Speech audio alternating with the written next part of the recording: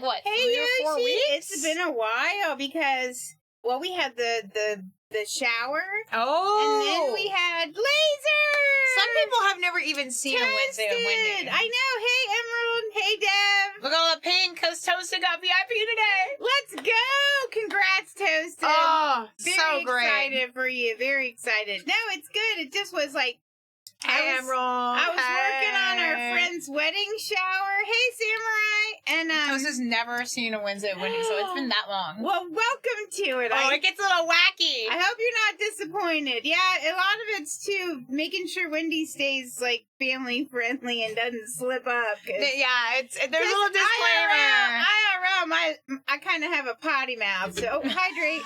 I don't know if this is really hydrating. I have Mountain Dew Zero. Mm-hmm. Oh yeah, that sounds good. And you want a sip? I have a coffee. Yeah, I'll take a sip. Yummy. Mm-hmm. So sorry it took us a little bit. Hey, E.T. Oh, thanks, Yoshi. Crispy. So, we were getting Jacob. We had to get Jacob set up, and he was doing his physical therapy. He does just very minimal exercises, 3 to 5 times a day. He still has to keep his arm pretty much still. He can't move. He can't do anything really like this that. because you want to. It has to heal. So the surgeon said, "Hey, Maki, is it Maki? Naruto. I don't know what Hi, Naruto. the seconds. Maki? Naruto? We'll just say Naruto. Naruto. It's probably a Naruto name. Naruto. Yeah, poor Jake, right? So he had a surgeon appointment yesterday, and everything is healing great. Hey. Oh, that's me. Because my sensor just activated. That's why. So, Yep. Anyway, so he's doing great, and it's looking really good. It was really funny at the doctor's office because they took the sutures out, like the stitches out, and he didn't make a sound.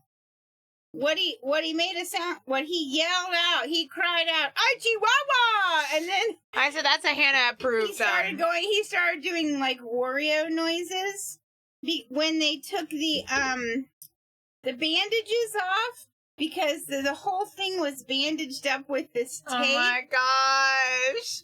And it ripped Carnivals! Hey, Ryder! Hey, Extract! Ooh, it's a party this week! Hey, Carnivals! So anyway, so when they ripped the tape off, hair came with it, and he was such a baby, though.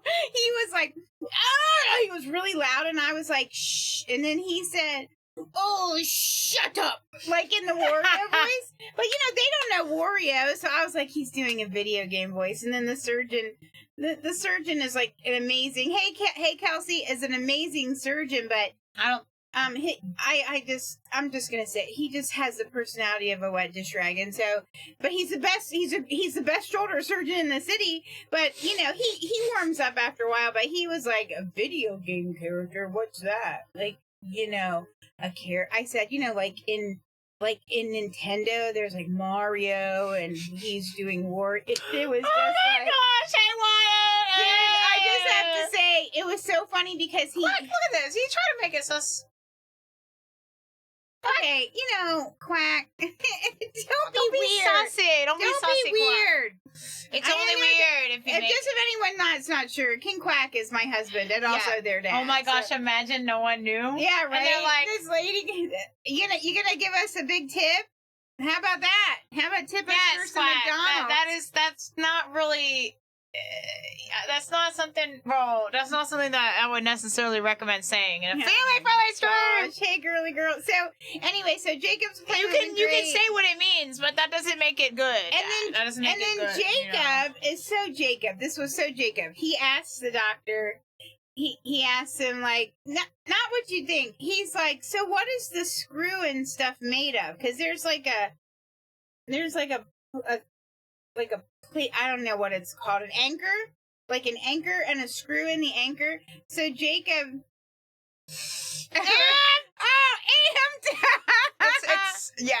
yes, exactly. Yeah.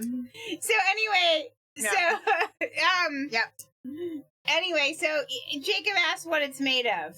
And what is it made of? what the anchor is made of. And I couldn't tell you the actual material because he's spouted off something, but it's like a calcified something or other, blah, blah, blah, and calcium phosphate something. Anyway, it turns into bone.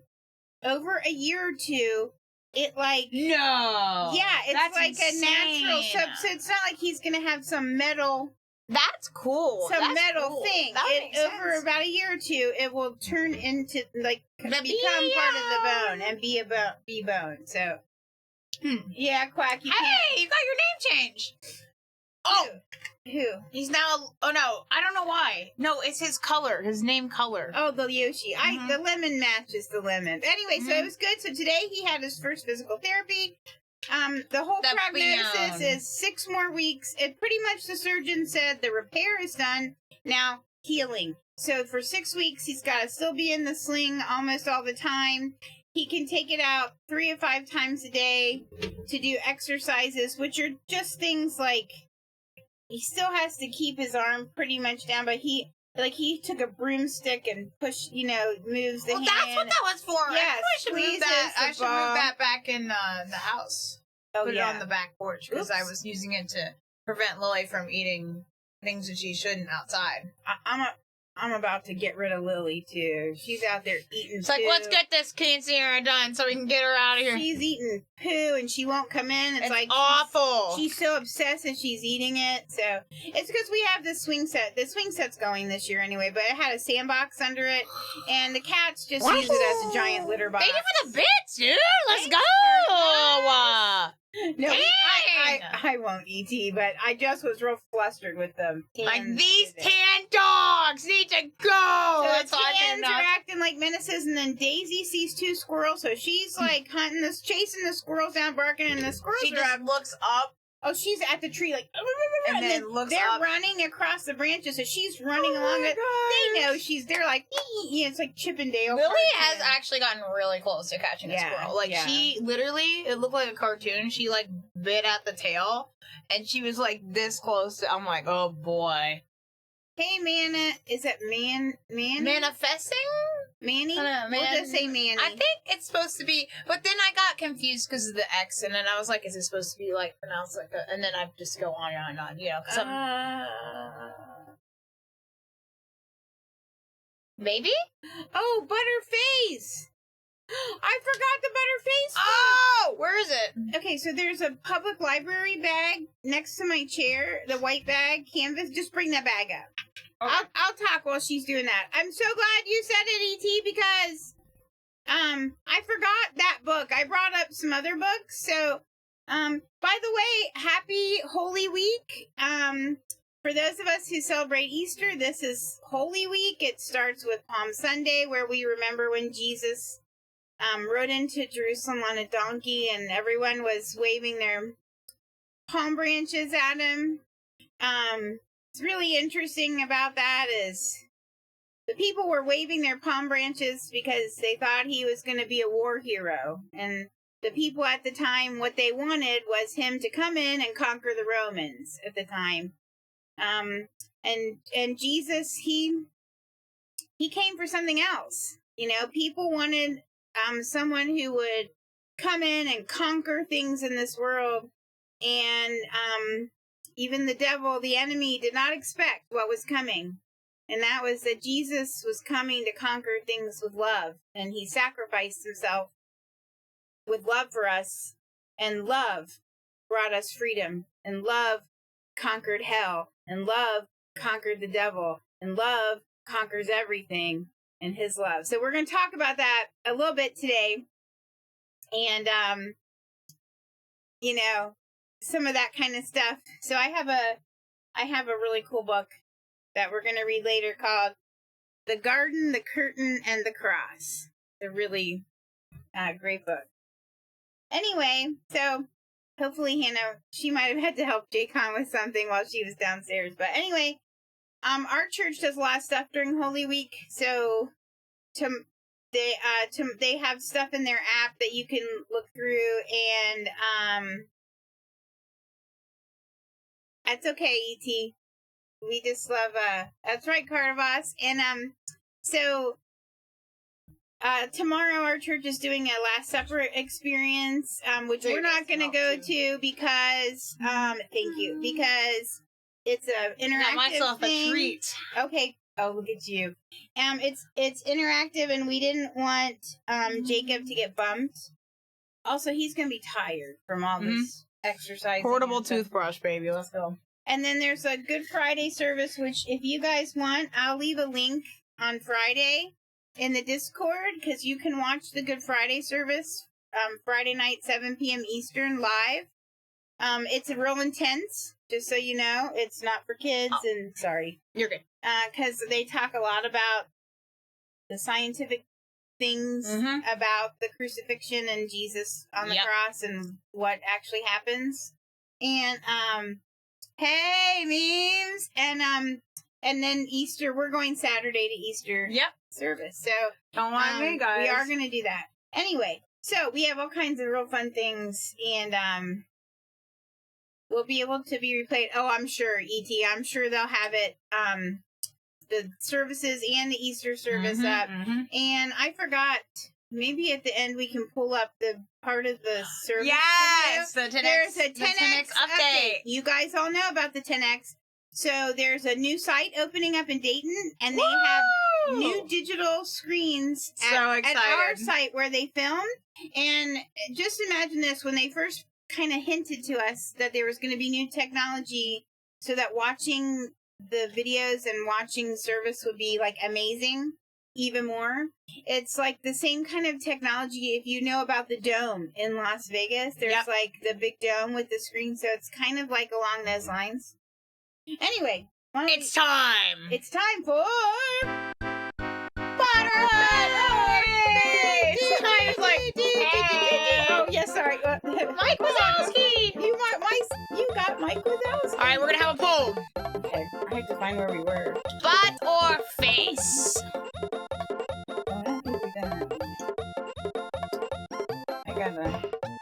Alright, okay. I'm gonna put it up for like 3 minutes, but it's fine. Don't vote yet. Alright, ready? I'm gonna show it. Show it. Do you think that this is a butt? This guy? Or a face? Quack, he loves being able to use butt. That's a butt. Yeah, I'm not sure. It looks like it's tricking you. Yeah, I'm thinking it's a bum. I think it's a butt. Quack. It's tricking. Him and his mess. Alright, but vote now. I'm thinking it's a butt. Butt or face? It's an animal. Yeah, like it's an animal. Animals. They're animals. They're animals. Dude, if that was a human, that would be weird. Looks like that would be a weird butt or face. Like, I'm like, I don't think so. Okay, let me vote. I'm gonna vote butt. Yes, like a tush. It's always good to brush your teeth, guys, and floss. Yep. Now, don't vote butt just because we said that. That's just our opinion. I don't know. That's my opinion, bro. That's my opinion. That's just your opinion, man. Yep, that's right. Only you can go cavity-less for years and years and years. If you just brush your teeth and floss, yep. Yep. My dentist told me to tell you guys, because he knows about the live streaming, to floss, so I'm legally obligated. Yeah, Quack and I have terrible teeth, so when Hannah went in with her amazing teeth, I was like, I know you think she's adopted, John. It looks like a face because the 2 black dots, but I feel like it's a trick. Because, like, I feel like, yeah, here, hold it up one more time. It looks like it'd be a trick to predators or something like that. Looks like 2 chocolate chips, bro. Alright, I'm gonna end it. Alright. Wait, I missed what Dad said. Oh, because my eyes are too tired to focus. What? Oh, that's right, because I don't know if I can end this poll. You've been I wonder about to say, because you've been having some fun at Universal, I think. Oh, yeah. Ooh. Have you done Epic Universe stuff? Are you in Florida at Universal? Oh, yes. That's pretty epic. Epic. All right, let's do it. Ready? Everyone thinks it's gonna be, yeah. It's a butt! It's a booty! That's right, Carter Boss. It's a booty. It's a spooter! I spider butts and cannot Where did lie. it show up? Read it. Let's So see. it says it's a male peacock spiders. They use this colorful pattern on their abdomen along with an elaborate dance to entice a mate. Oh, it's not for predators. Oh! It's to get a date. Bow, bow, chicka, bow, wow. Oh my god! At this dance party, the male dances in front of the female for 4 to 50 minutes. That's a long time! That's a really big window, though. 4 minutes or 50, up to Wow, 50. it depends on how stubborn. Yeah, right? Or she's like, yeah, I'm not that into you. Do-do-do-do. Okay, and he better be good, because if the female is not impressed, she might even eat the male. What? Maybe he should try the jitterbug. Oh. Jitterbug. No. Alright, beyond the backside, it says, there are over 90 different species of peacock spiders with different dances, too. And these arachnids have only been found in, guess where? The spider capital of the I world. read it. Australia. Australia. And then this spider species does not catch their food with a web. Instead, they stalk their prey before they jump on them. I seen that happen. That's scary. Yeah, you saw that. I was out having quiet time, guys, just like you would. Ooh, nice! Celebration! Listen, Because we played we butt do that or face, during Butterface, lasers. yeah. Butt or face. So, basically, guys, I was out having quiet time. I saw this really cute. I think it was cricket? Something like that. yeah. And I saw this really cute Hannah's cricket, quiet man. time outside, just FYI, it's like Circle of Life. Every Listen, time. It's like a listen. Lion King song. I literally see the cricket. I'm like, that's so cute. You know, I like bugs. And then I see a spider jump and just carry it off. Yep. I was like, wow, that's crazy. That's oh my crazy. gosh, of course he did. Yeah, I mean, if that jump. jumped, like you, with that moment when the sweat jumps you, you It's know, like, you're what? just having a good time, bro. You're just dancing. This is a book, Laser, butt or face. So every time we have Wednesday, Not like this. Wednesday with Wendy. I mean, that's shoot, yeah. my quiet time gets a little crazy, you know? Like, I saw doves fight. They say that's the bird of peace. I saw, like, doves fighting and squawking at each other. Like, what is that? I guess that's Ohio, though, you know? Ohio doves. Ohio They and be doves. like, W bits, dude. W bits. Wait, who gave bits? Cardabas! Thank you, Carter. 140 bits so Let's far. Go. And he didn't call us fat idiots when giving bits. I know, right? That's what's crazy. Come on, where is that guy? Oh, I like Sophie, this. she's playing with her toy right now. She's having a great time. Yeah, she's like, this is great. She's gonna read and all that stuff. I almost said a bad word. I have to be real careful. Okay, so Oh my gosh. so today is gonna be a little bit of story time and chatting, and then we'll W read. bits.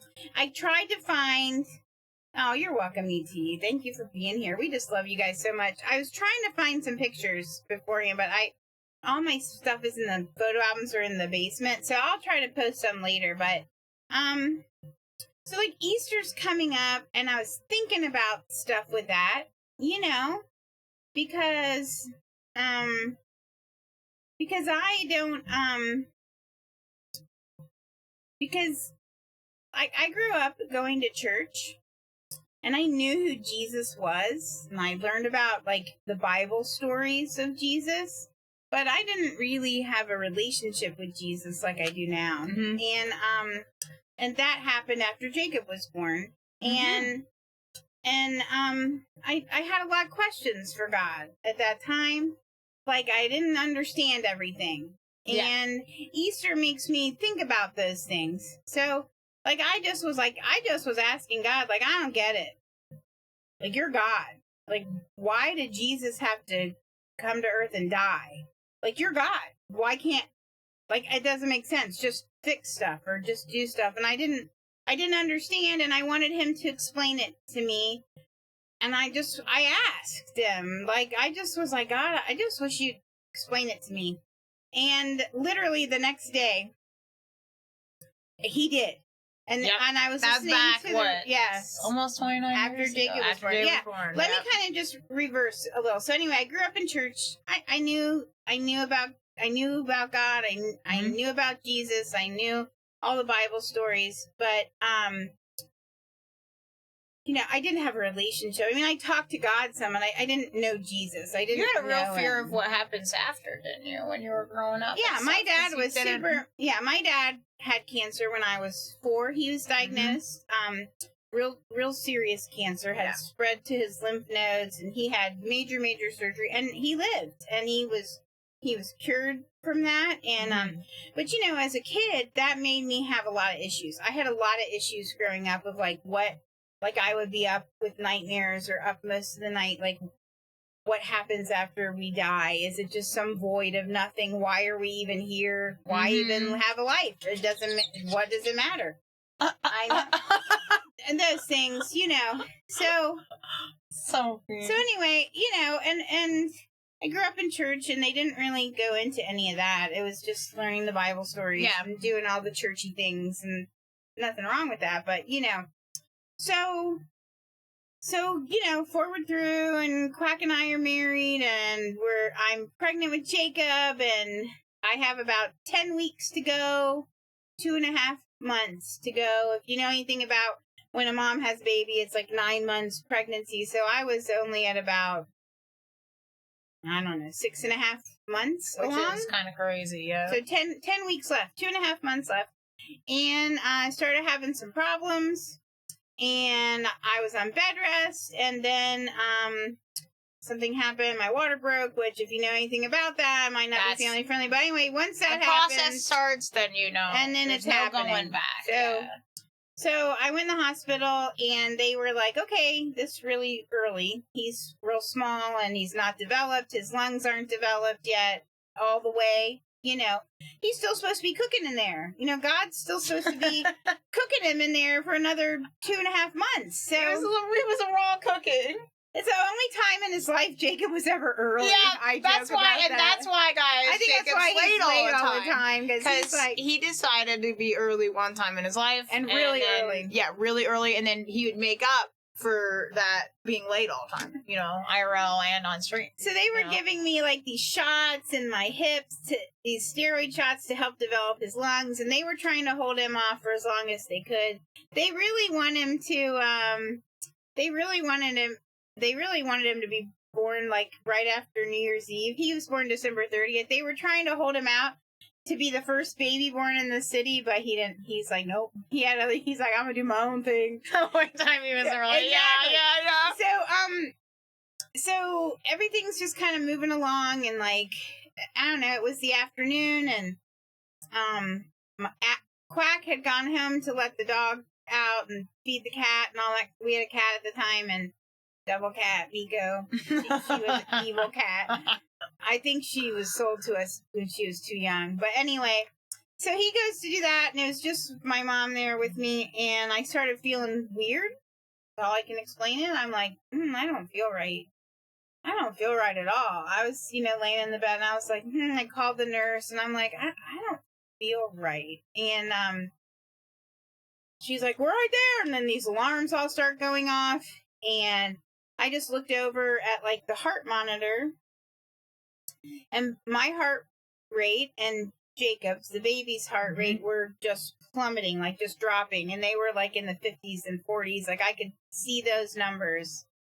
So our hearts were like stopping, and we were crashing, they call it. So next thing I know, there's a doctor team all around me. They've got a mask on me. I'm just looking at my mom, who's the only person sitting there, and I'm like, that's it. And they wheel me out so fast. They're smashing me into the walls. Yeah, they knocked a painting off the wall. They're trying to get me to the operating room. It is scary, yeah. That is kind of scary, dude. That's as fast as possible. And the only thing I remember on the way there was just talking to God and saying, please just don't let our baby die.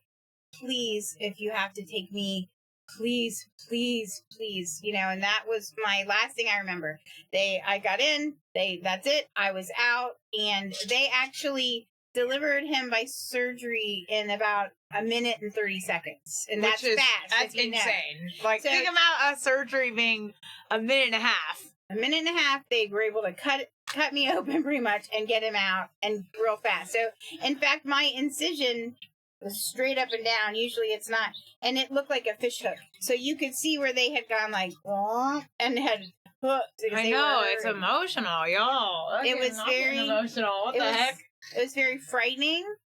I woke up and I just remember the first thing I said, Quack was there, and I said, how's my baby? And he was alive, and he was, they had him in the intensive care unit, and they were, working on him, and he was good. That's crazy. So he was in the intensive care unit for how long? So we were so blessed, because he was a pretty big 10-week baby. He was like 3 pounds something.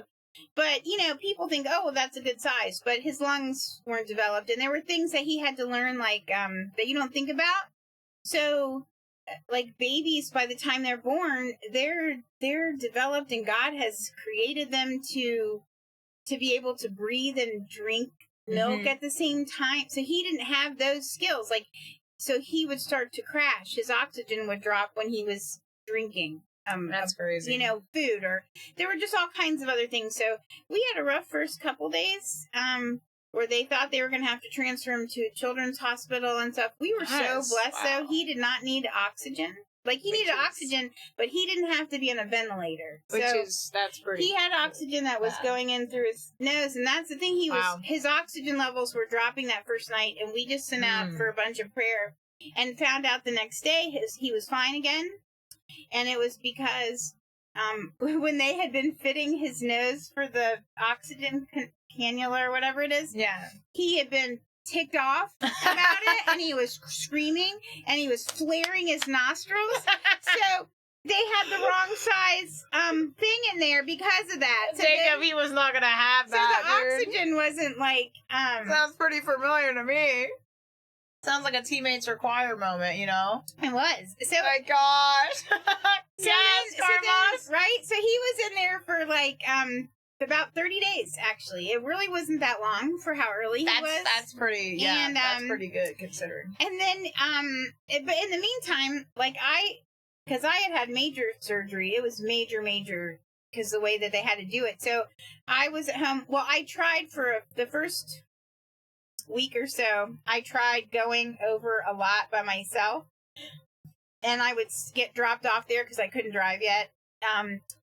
And I reopened my incision from the surgery because I did too much. So then, this is my mom, by the way, Princess Wendy Bird, in the chat. Hi. So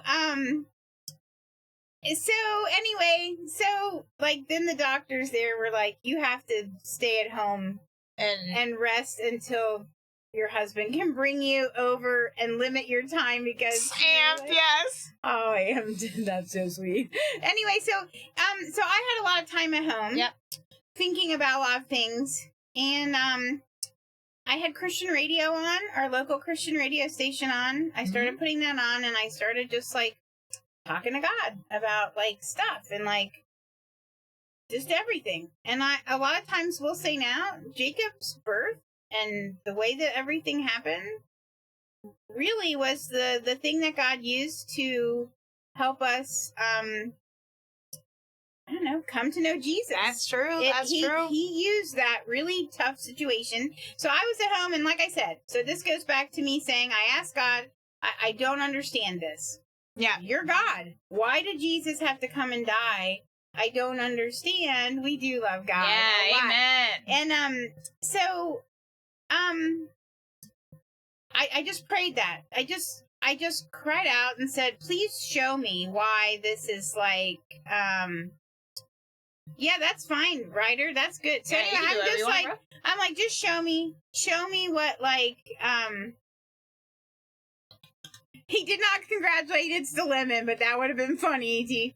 So anyway, so the next day I woke up and there was a radio program on the radio station, and it was a preacher, and he was literally preaching an entire message about why Jesus had to come and die. Which is crazy, yeah. Literally the next day. And so I listened to it, and he explained everything, and it all made sense, and everything clicked, and I asked Jesus to come into my life and be my Lord and Savior, and that I wanted him to be the Lord of my life and trust in him for everything and just accept the gift he gave to me for free. And it literally was like a few weeks later, and Quack made the same decision. Which let's go. Based on, I think, changes that were happening, and he could see what Jesus was doing in my life. And then Jacob and Hannah both accepted Jesus when they were about 4 or 5 years old. I remember that day. I remember the day that I accepted Jesus. It was in our living room. And you guys Quack can't get me like that, bro. Oh my gosh. And Quack and you asked me, you know, if I wanted to accept Jesus and, you know, explain it, and I was like, yes, you know, and that's pretty much all I remember saying. It was simple. Yes. You were ready. Yeah. And it was really cool. I don't know. It was really amazing. Yeah. Seeing Jesus throughout my life. It's interesting, you know, because you came to know Jesus like later in your life, and it's like have a relationship fully. And you know, it's interesting when you have a relationship with Jesus your entire life. Really, it's a whole different ball game. Yeah. You know, it's interesting. It is. It is. Got a lot more time to cook, I guess. I don't know. Hey, Brownie. Hey. So it made me think about, like, I don't know if people here have the same kind of questions. Like, it just sounds like sometimes it's confusing. Like, why? Why did Jesus have to come? If God is the God of everything, can't he just fix everything? Yeah. So I thought maybe I would just talk about it a little before I read the book. Is that good? Yeah, that sounds good with me. All right. Are you guys cool with that? So, well, no, Toasted, that's a good question. That is a good question. So here's the thing. Jesus is the Word. Yep. And the Bible says that the Word was there at the beginning. Jesus is part of what we believe is the Trinity. That's God. God is one thing, but 3 different things, all at the same time. Jesus, the Holy Spirit. God, the Father, Jesus, his Son, and the Holy Spirit. Mm-hmm. And I can, like, you know... Mm-hmm. Yep, that's what happens. Is that T? My eyes are bad. Yes, T, that's exactly. So Tosa, we believe, you know, I don't know. I wasn't there at the beginning. Right. I don't know exactly how it was created, but this is really interesting, Toasted, because we just had a message a couple of weeks ago at our church about how people think that the Bible and science aren't connected, but science is really just proof of this God who created everything. And there's actually been proof in the universe on how it was created to show that there was a starting point. There wasn't in the beginning. Yeah. And you know, I don't know if it was 7 days or if those days were something else. It doesn't. The details really matter. You can't all the way know, you know. But it's interesting. You're right. I put that message in the crossroads section, by the way. So if we're, you know, obviously. Kyle was the one who did that message. And I will tell you what, I put it in the Discord. I would watch that. Yeah. It was really interesting. The things they had, because they had a lot of science also, and a lot of, and then of course it was also lined up with biblical stuff too. There's a misunderstanding out there that, like, you either have to believe the Bible or science, but really they're connected. Because creation is all made by God. So it all reflects him, and it's, you know, in all the order of it. Of course it'd be very complex, and you couldn't figure it all out. I mean, it's God we're talking about, you know? Exactly. So, so I'm just going to kind of try to do it, like, kind of a short and, like, not really. I'm just going to get it done! I look angry, but no. We're going to get it done! Oh my gosh. Yeah, that's a whole bunch of other stuff toasted. So, that's a crazy thing. I have my own opinion about that, because everything on Earth is really decaying and dying, and things are devolving, really. That's a whole other story for another time. Yeah. But that would be a good discussion. That'd be an interesting thing. Yeah. Yeah. There's a lot of things. There's a lot of things. So you know, because... Yeah. But, that's interesting. All right, so... You know, some Christians, like, you know... I should have worn my love God, love people. Yeah. I have one, some too. Christians definitely have, a lot of, this is why I talk about the Christian politics, because there's a lot of things, like, a lot of Christians, that, you know, obviously they believe the same thing, you know, that God created everything, and, you know. Questions are okay. Questions are okay. And, but sometimes people, like, you know, it's the whole, like, thing of, like, you know, evolution and this and that, you know. Some people make it a hill to die on. Yeah. So here's our opinion, I think, that's a good point, is that there are backbone issues and ribcage issues. So backbone issues are, like, we need our backbone to live and move around and, you know, and those things. And, that's what I'm saying, Quack. That's what I'm saying. Yeah. But, I guess, I don't know. Then there's ribcage issues. Those are things like evolution, or things that are like, you know. Doesn't really matter. I'd rather talk about Jesus. Yes. Than those things. And here's the thing. The young earth, the old earth, the different, like, when it happened and all the different. Like, I'll just say, Toasted, like, I don't know the answers to all that, because I wasn't there when the world was created by God. But I don't have to know those things. I don't have to know in the time that I'm here, because I know God. And so I know He's a good and loving dad, and He created all these amazing things. And so right now, I'm just kind of like at a place where I'm like, I'm okay. I don't really know all the stuff. You know, it's cool to learn about it, but you can only learn so much, you know. Yeah. I mean, I don't think there's a lot of things we won't know until we're with Jesus, you know. And then at that point, I don't even know if we probably won't really care. matter at that point, you know, because they're just, you know, it's interesting to think about. I mean, obviously it is. Oh my gosh, E.T., of course. Yeah, you're good. So let me kind of try to just lay it out here. Yeah, so created, I don't know about all that. I have an opinion on that, because I think, well, you know, God made all the things, and then He made Adam and Eve, and He made people in His image. Like, people are the only thing God created in His image. Mm-hmm. So you know, this was a really cool example our pastor gave. You know, like, our money, our coins have, like, George Washington on it, and back in the days of Rome, Caesar was on the coin, and you know, so that image is on those coins. What image is on you? God. Yeah. You have the image of God stamped on you, because you're made in His image, and how amazing is that? The God who made everything. Not a question for you guys, obviously, yeah. I mean, I believe what, you know, Genesis says. If you read Genesis, you know, the beginning of the Bible, you know, it says, you know, what the order of how God created things. Mm-hmm. And I do believe, you know, I don't know, it's really hard to comprehend. God's always been here, you know, and it's before it's really hard to think about that, right? Before Earth was created, before we were created. So, like, it just blows your mind every time.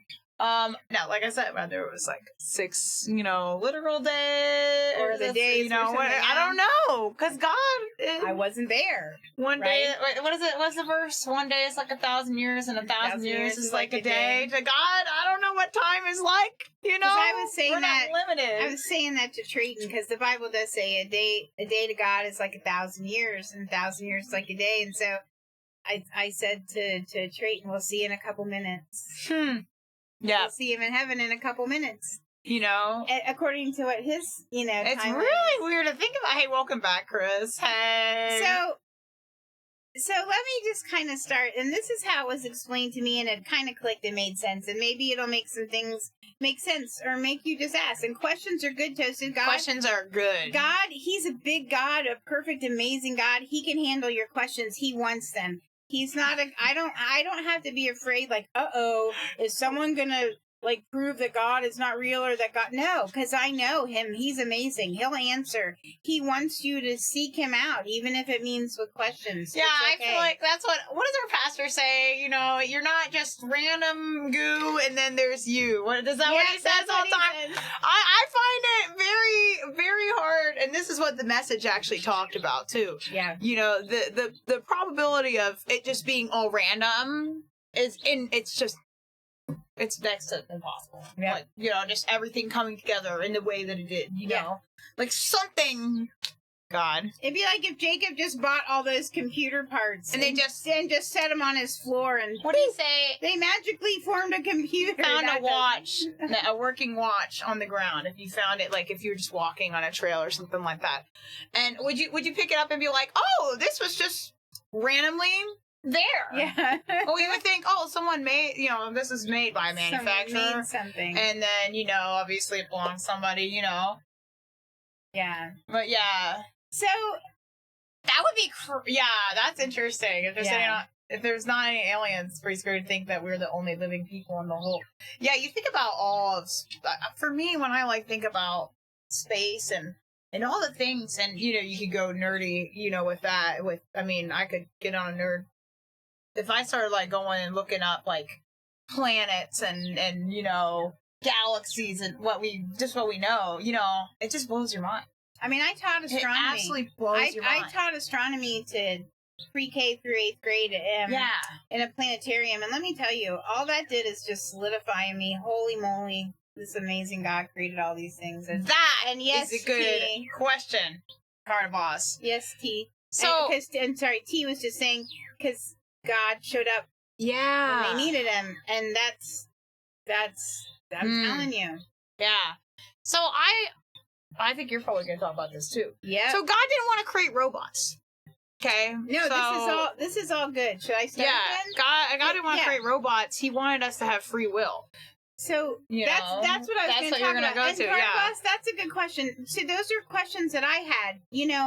I don't understand all this, God. It doesn't make sense to me. Why? You're God, and so when God was creating everything, including Satan, the devil was actually an angel, and Satan was actually... Should I read from the actual... If you want to. I have my Bible. Satan was actually the most beautiful and wonderful angel that there was. Oh, yeah. The problem with Satan, when he was an angel, is that he wanted to be God. Yeah. He wanted to be better than God, and so he chose, what was it, a third of the angels? Yep. Who joined him. Those are now demons.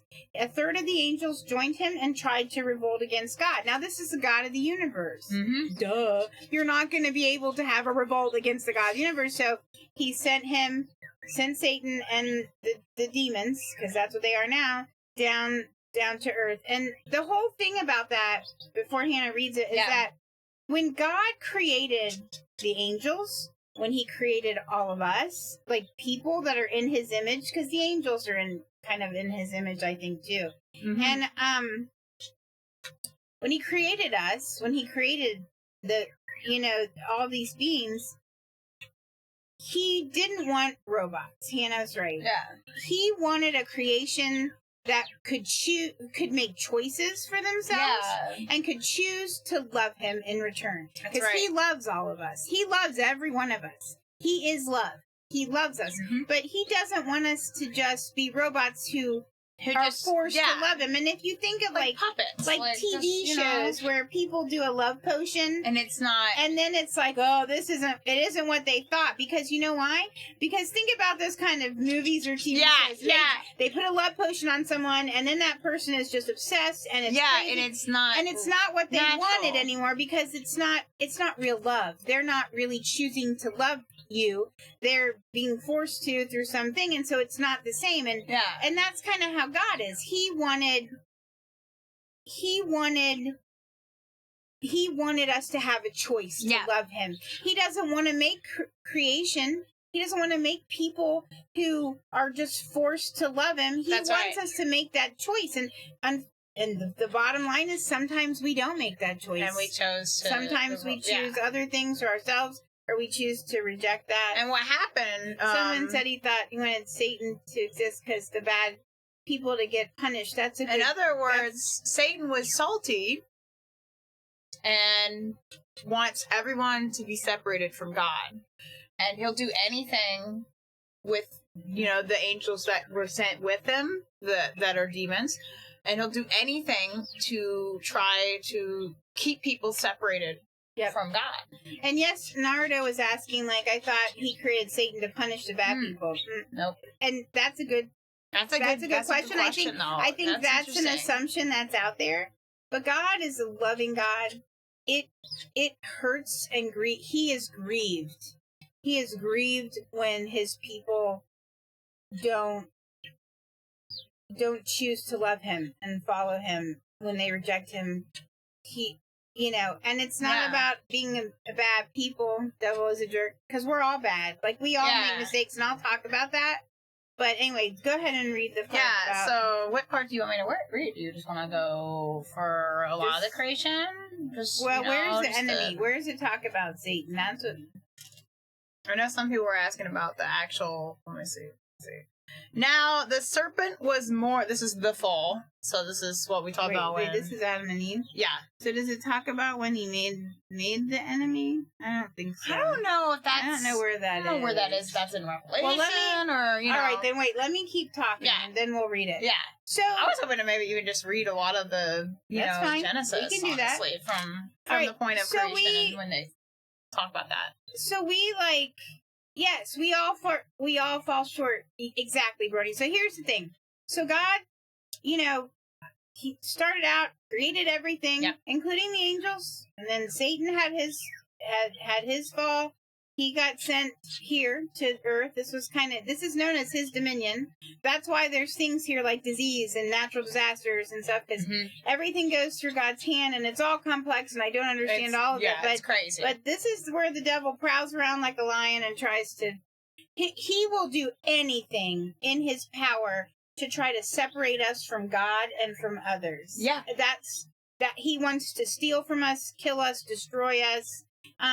But he's an idiot, because God is always the winner. Yep. Jesus already won. He already beat. And in the Bible, it talks about he crushed him. If the enemy is like a serpent, like we see in the Bible, Jesus crushed him with his heel. Already defeated him. He's done. He's finished, as they would say. And thank you, Quack, for explaining that. Thank you. Because it takes a little while. Yeah. Because there's a lot.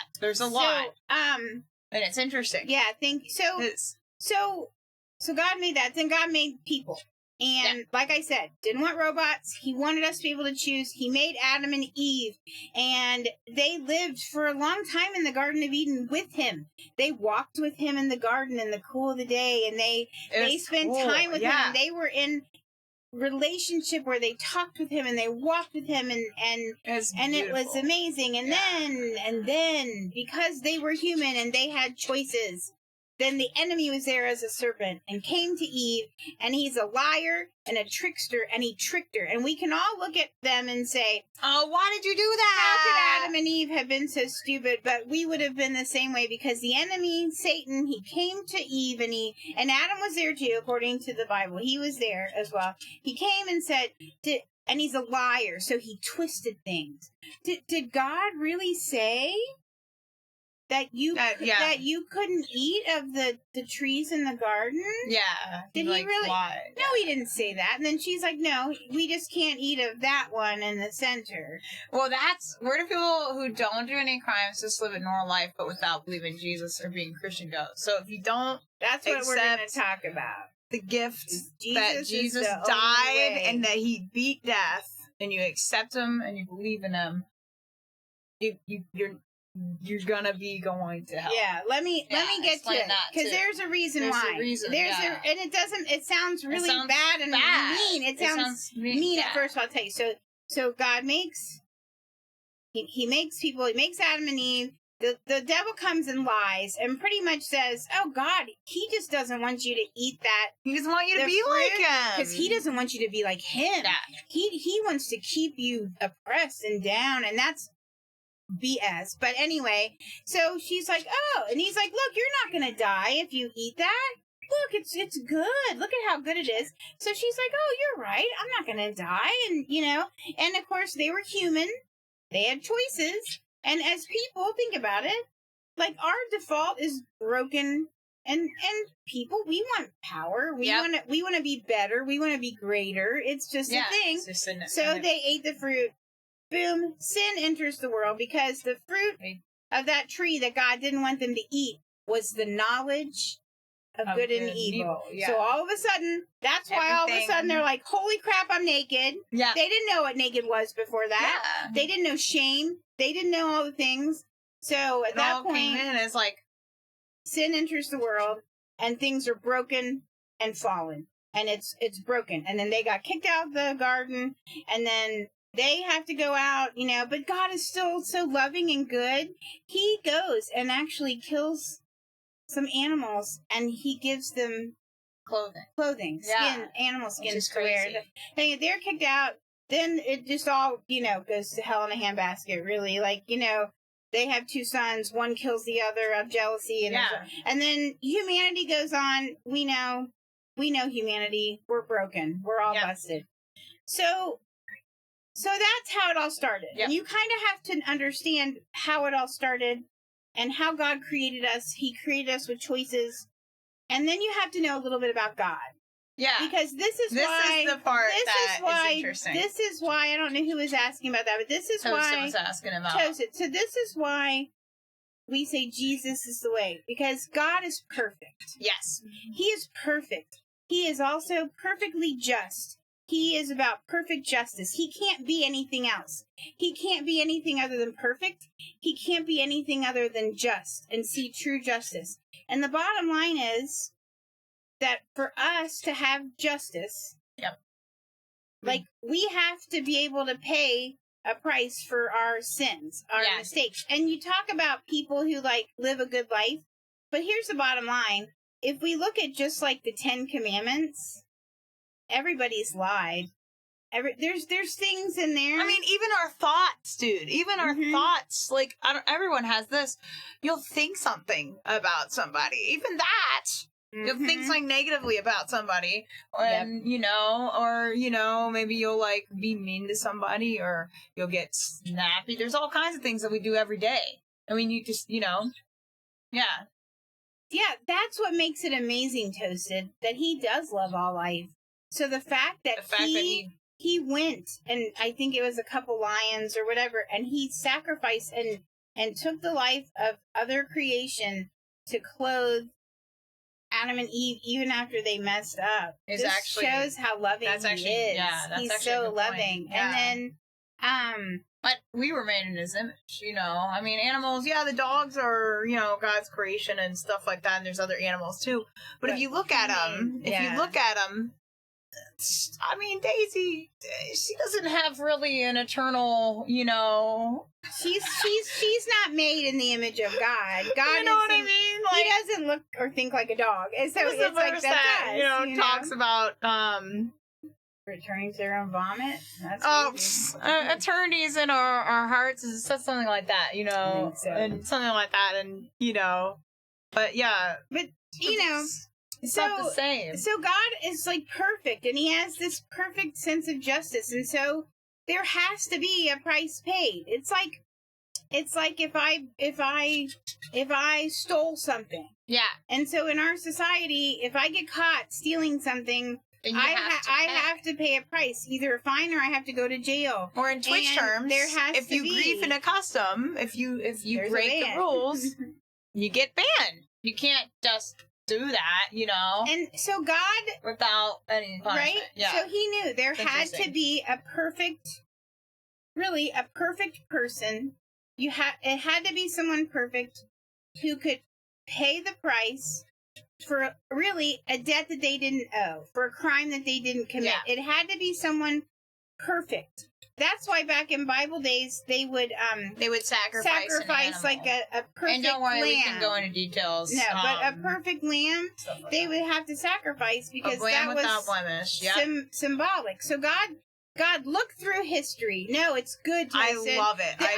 I'll just tell you guys. We weren't even going to do Wednesday. We weren't even going to do. Yeah. And I was having some quiet time. And this wasn't Monday. even, I think, even the plan. You know. I was having time with God on Monday, and I was doing some stuff that had to do with Easter and this whole week, and I just felt like I was like, I want you to talk about this because people have questions too. That's just true. like you did. Heather, some people have questions. And some people, I think some places are not like friendly with like you almost feel like it's bad, right? There's almost like some questions are bad, and don't ask questions. Some Christians it's wrong. Are like, that's not true. That's God, not true, though. He wants you to seek and know Him. He wants you to know Him, and every day, even though we've been Christians for a long time, we still are learning more about who God is. We won't even know. I'm growing, and I won't get to the place where I'm fully grown. In that way till I'm gone and I'm in heaven with Him. So He looks through history. And there's no perfect person. There's no perfect person. There isn't. And there's no perfect person to pay the price for everyone's and Toasted asked a question, too. If you know how was the Bible first made and found, is there any objects from Jesus or that time that still exist? Oh, yeah. Yeah, that's a good question. Absolutely. They found they're still finding more and from those times.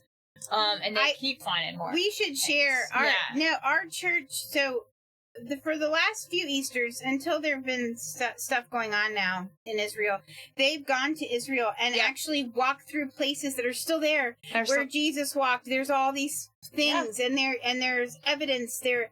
There are a lot of the places. It's like, yes, 100% accurate. He was here. This happened here, and it's amazing. It's really amazing. So he looks through history. There's no perfect person to pay that price. Right. It had to be someone perfect. So they had to follow the law. Sacrificed. Just to back in the Old Testament, which is the and the Israelites had to follow the law. They had to have the sacrifices, and they had to follow the law because it's the only way. Right. Exactly. At that time. Exactly. Before. So at that point, we're all destined to be separated from God forever. Yep. Because that's the perfect, just way of it. And so He didn't want that. He loved us so much. So He looks through history. He can see everything from past to future. It's like if there's a timeline, He's all over it. He's already in the future. He's already in the past. It's all a lot, but He looks throughout the history of everything, and there's no perfect person who can pay that price. So He decided, here's His Son, Jesus. I'm sure He and Jesus decided this together. Jesus would come to earth as fully God and fully man. He would live a life here. He would teach us things. He would live. He would suffer. He would fall down and skin his knee as a kid. He would walk through betrayal by friends and things that we all go through, and then He would suffer and die to pay the price for a debt He didn't know, because He was the Lamb without blemish. He didn't know any debt. He hadn't done anything wrong. He never ever sinned in his but He paid the price, whole life, right? He paid the price for you and I with death. He died on the cross. We know that story. And then 3 days later, they went to the grave and He was gone. He had risen because He went to hell. He conquered the devil. He conquered hell. And He's waiting for us now. And He's made it so we are connected. We can be. He is the if bridge. We choose to. Yeah. And that's that. Yeah, He's the bridge. Yeah, a great way to look at it. Yeah. It's like, because of sin of humanity, we're separated from God like across a huge canyon. We're on one side of the canyon, and God's on the other side of the canyon. And just imagine, here's the rules, right? We can't build a bridge. We can't have an airplane and fly over it. There's no way. We just have us. And there's no way to climb down and back up. There's no way to get over. And so, like, Jesus is the bridge. Mm-hmm. Jesus. So we have to make a choice that we choose to accept Jesus as our Savior. We say, Jesus, we accept that. And then He's the bridge. And He's the connector. And so when God looks at us, He doesn't see broken, sinful people. He sees us through the Jesus lens. It's like the lens of Jesus, and He sees us beautiful and perfect as He created us. It's like we're crossing that bridge our whole life, and then we get to the other side, and that's heaven. Yes. So Jesus is the bridge And we cross that all throughout our life, and then we get to the end. And that's why you hear me saying stuff like when I finish my race and all this stuff. Like, at the end, we're with God again because of Jesus, because of the bridge. Yeah. You know?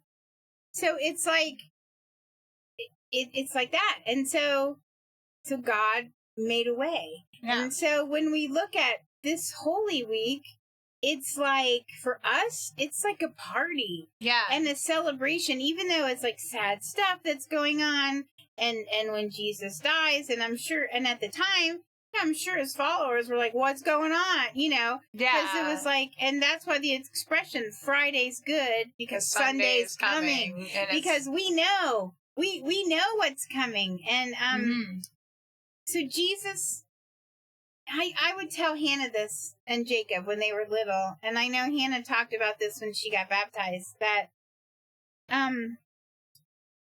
when Jesus was on the cross, just suffering in agony and dying in that moment, he was thinking of me, he was thinking of you, and he was thinking of you. He was thinking of all of us. He was thinking of how much he loved us. You know, and I would tell the kids when they were little, it wasn't nails that held him to that cross.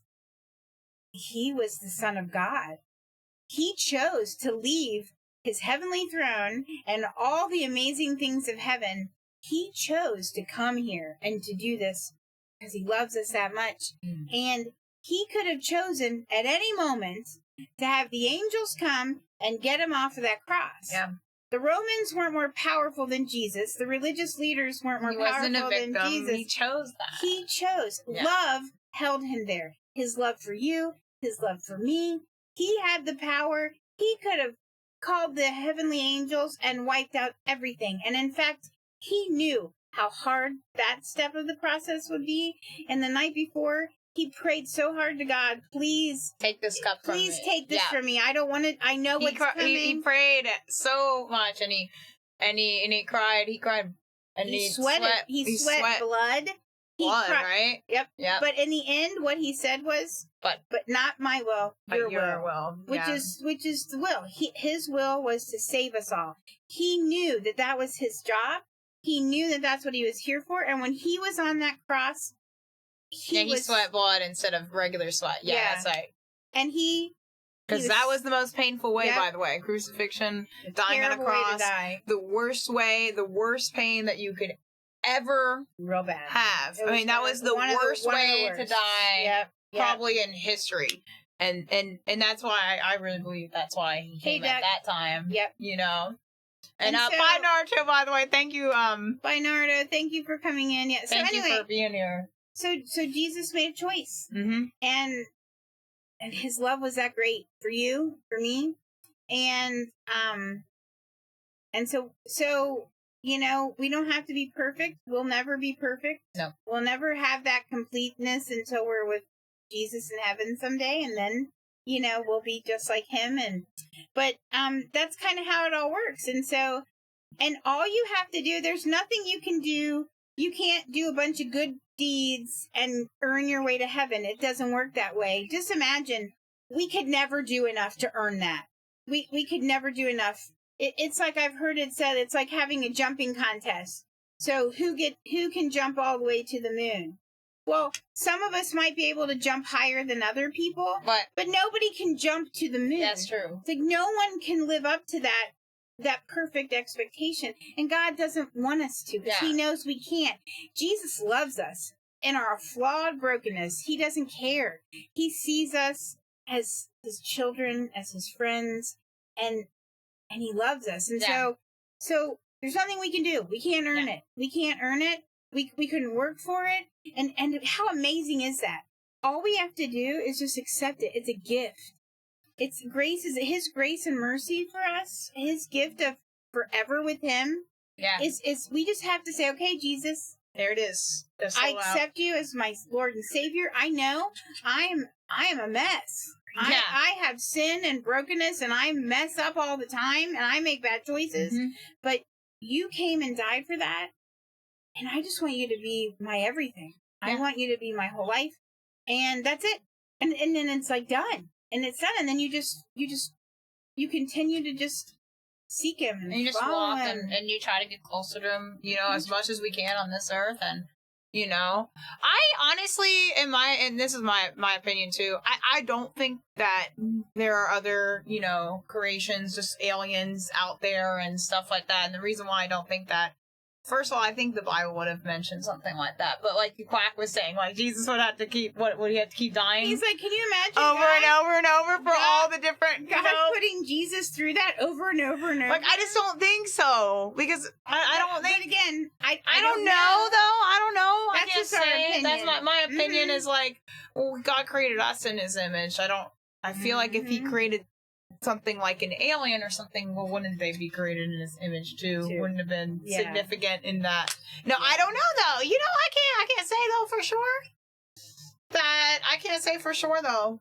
Because I wouldn't, other than E.T. Yeah.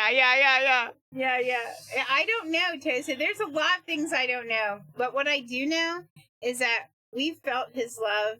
I've felt him. That is true. That day when they were wheeling me down to have surgery and I called out to him to save Jacob's life, I felt him as if he was physically, which he was there. I almost felt his arms like holding me. It was like someone was just holding me and hugging me, and I felt so filled with love, and something changed, and I knew whatever was going to happen, I just knew things were going to be okay. And I'll tell you, after that, when I woke up from surgery and stuff, I think that's why I started listening to Christian radio and I started reading the Bible some, and because I was like, what is all this? What is all this? Yeah, thank you for the hydrate, by the way. Oh, yeah. So that's really interesting. So, deja vu, I don't know. I mean, I don't have any opinions about that. It's just like, Yeah. Sometimes I just feel like something, I'm like, what the heck? I feel like this already happened. I don't know what the dealio is. I don't think it's anything super meaningful. I think it's just maybe it's your memories. Yeah, everyone's trying to change their name. Like Chalfan J and I were the OGs or the streamers. And then everyone just kind of changed their name to Chalfan, and it just we just roll with it, and then it's just like the Chalfan army grew, and it was pretty cool. I was like, what's going on? Right. One person started, and then I don't even remember who the first person was that did that, and then everyone started doing it, and that was hilarious. They just put Chalfan in front of their name, and it's so funny. Hey, Sai. So, do we want to read the book first? Or do you want to read out of there first? No, and if we read out of here, where should we read? Should we read Genesis? Or should we read, Easter? Like him dying and, coming back to life? Yeah, let's do that. Why don't we read this first? Mm-hmm. Let's read this one first, This and is then gonna we'll be, dig in. Yeah, I'm really excited. I want to dig into it. I don't think it's going to be Palia, but I'm excited about this. This is nice. We felt like God was really wanting us to all have this discussion, but this book is amazing. And, Sai. Hey, Sai. This is written by Carl Lafferton and illustrated by Catalina Echeverria. It's called The Garden, the Curtain, and the Cross. The true story of why Jesus died and rose again. And this is there we go. Yeah, we're going to get all in the deep end. I hope you guys are ready. Well, Sai, what did you miss? We've been talking all about Jesus. We've been talking a lot about why Jesus. Why he came and why he had to die and how much he loves us and all kinds of things. We're going on the deep end today, y'all. I mean, I'll tell you what. No gaming? Oh, no, I don't think so. Well, it kind of seems like... This is, I guess we should call it a Bible study, really. I mean, honest, it's been... But it's been really good, and you guys have had amazing things to say and amazing questions. We're going to roll with it. I don't know. Toasted Pally might have to be a different point. Maybe it could be This is almost like a Bible study, like we're all just sitting around, like, when I do Bible studies, this reminds me of that a lot. It's like, I'm getting some nostalgia. I love this. God was moving. So, a very long time ago, right here in this world, there was a garden. Yes. Here we go. I think we should also dig in. Just, Yep. you know, I'm how down do for, you? I'm down for that. And by the way, there's a few songs that are amazing songs that have to do with this. We can't play them on stream because then we can't re-upload the videos. And Jacob's not in a place where he can help edit those. But I am going to, after stream, share some links in Discord. Yeah. Oh, yeah. So, in the garden, everything was wonderful. The world was full of laughing and playing and smiling and fun. There was nothing bad, ever. There was no one sad, ever. And best of all, look at that. I love the illustration of the garden. Just imagine that. Just imagine, and let your mind go crazy. Just imagine if you could be around every kind of animal, and you didn't have to worry about like being harmed by them. Just, right? Just that alone. All getting along. Everything's getting along. There's no misunderstandings. There's no Amen, Quack. stress. There's no anxiety. There's no depression. Just imagine that. Just imagine no pain, no physical pain. No. Just amazing. No worry. No worry. No anxiety. You're just no there. Stress. Anyway, the best part of all is that God was there. He made it all, and he was in charge of it all, and he loved it all. People could see God and speak to God and just enjoy being with God. It was wonderful to live with God. And here he is saying, hello, Adam. Hello, Eve. And then Adam was like, Eve, God's here. He wants to walk with us again. How cool is that? That's so right. And yeah. Eve is like, yay, I bet it's going to be even more amazing than yesterday. So it was all wonderful. Same, Doc. And that's okay. Whatever your whatever you believe, like, you're welcome here. And you're going to hear a lot about Jesus, but that, everybody Doc says he would be around ducks and bears. Oh, I know. But yeah, just know that. Just know that. When I said that earlier too, is like, it's so pretty. The sloth. Quack is. Oh yeah, that's funny. But then, one day, the people did a terrible thing. They decided that they didn't want to do what God said. They decided that they wanted a world without God in charge. God calls this sin. And sin spoils things. So sin has no place in God's wonderful garden. And God said to the people, you can't live with me in my garden anymore. And he sent them outside. And so it's funny. And then there they are leaving, and they're clothed in there. Yep. And the sadness. And the brokenness. And the pain. Yes, Miku. Yes. That's all part of it. To show the people that they had to stay outside, God put some warrior angels in front of the garden. The angels were like a big keep out sign. Now, things were sometimes bad, and now people were sometimes sad. But people still kept sinning because they didn't want God to be in charge. And if you think about it, like, I do that still. Yeah, that's a funny joke, Em. I want to be in control of things. I want to take charge of things. I want God to do things my way. I want things done my own way, and we're still like that. Nothing can see God's face and live. And he's like, I'd like to have a conversation with God, like, in the garden. And then Am says, you die! It's true. Because, Not till we die. That's when we can see him face to face. So anyway, everyone didn't want God to be in charge, so no one could come into God's wonderful place. And God said, because of your sin, you can't come in.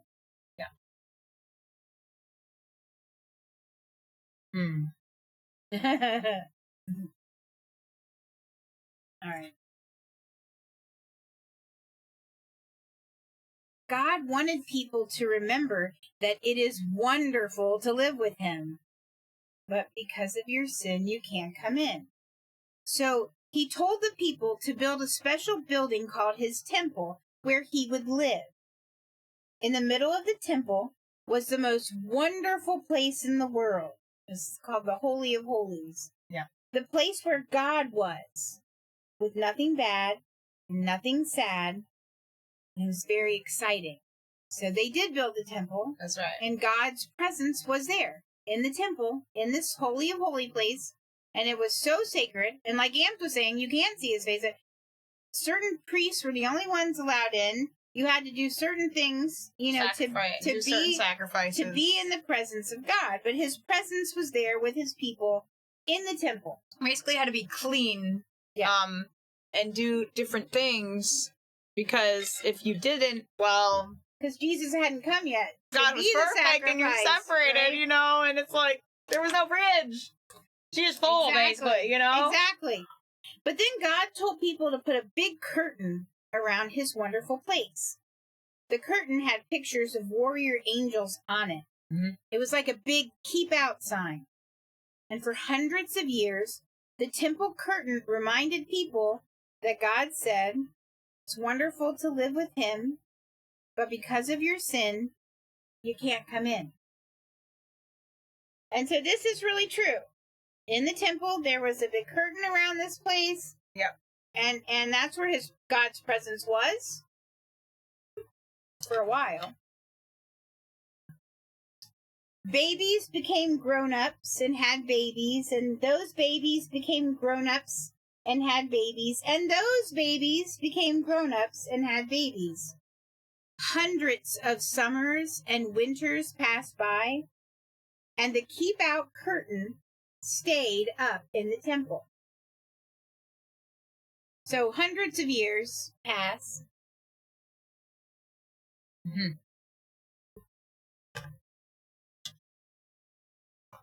I mean, really, God's still separated from us. Then one day, God's Son came to live in this world as a person, and he was called Jesus. Jesus always did what God said. Jesus never sinned. And Jesus visited the temple where the keep-out curtain hung. Jesus knew that things were sometimes bad and sometimes sad. Mm-hmm. Jesus said that God had sent him to open the way back to God's wonderful place, where there would be nothing bad and no one sad.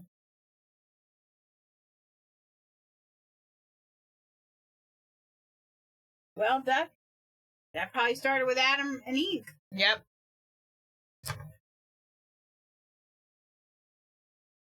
People still didn't want to let God be in charge. So they decided to put Jesus on a cross to die. It was the most bad thing that had ever happened. It was the most sad day of all time. And it was. It says in the Bible that it was noon when he died on the cross, and the sky went black, like night. The earth quaked and shook, and anyway, but Jesus had a plan. He had always planned to die on the cross. What a strange plan. Why would God's Son plan to die?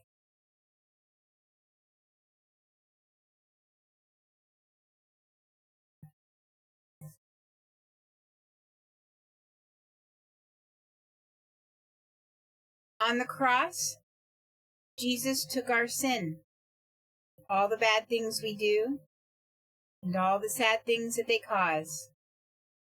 Jesus took them all from us.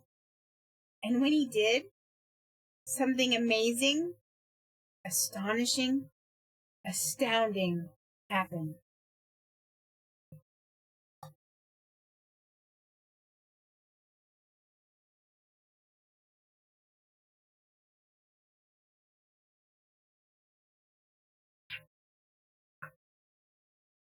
The curtain tore. God had ripped up the keep out sign. God's wonderful place is open again. And because Jesus died, we can go in. Yes. And while Hannah shows the picture, that happened. That actually happened. This huge, thick curtain. Not like a little flimsy Amazon curtain. Like this huge, thick, woven curtain was just torn in two. The sky went top dark. to bottom? Yep. The Just- sky went dark. There was earthquakes happening. And from top to bottom, that curtain in the temple ripped. It ripped into, and that keep out sign. That's And I'll talk about that in a second.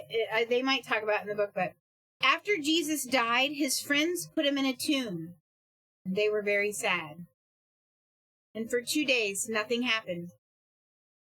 Can you imagine being all of them? yeah. They were probably so afraid. Followed him for years, and They probably all sat and they were afraid. They were hiding. They were hiding from the Roman authorities and the religious leaders. And they probably thought, can you imagine what you'd feel like? This is the person you thought he was coming to save the world, and he was killed on a cross, and you just put him in a tomb. They had to feel frightened and hopeless, and they must have thought, we were wrong. I guess we were wrong. And that's 2 days true, they man. had to sit in that.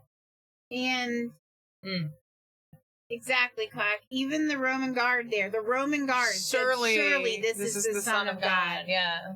Because it was clear he had done nothing wrong. And then the next morning, Jesus' friends went to see his body in the tomb, and it wasn't there. He's not here.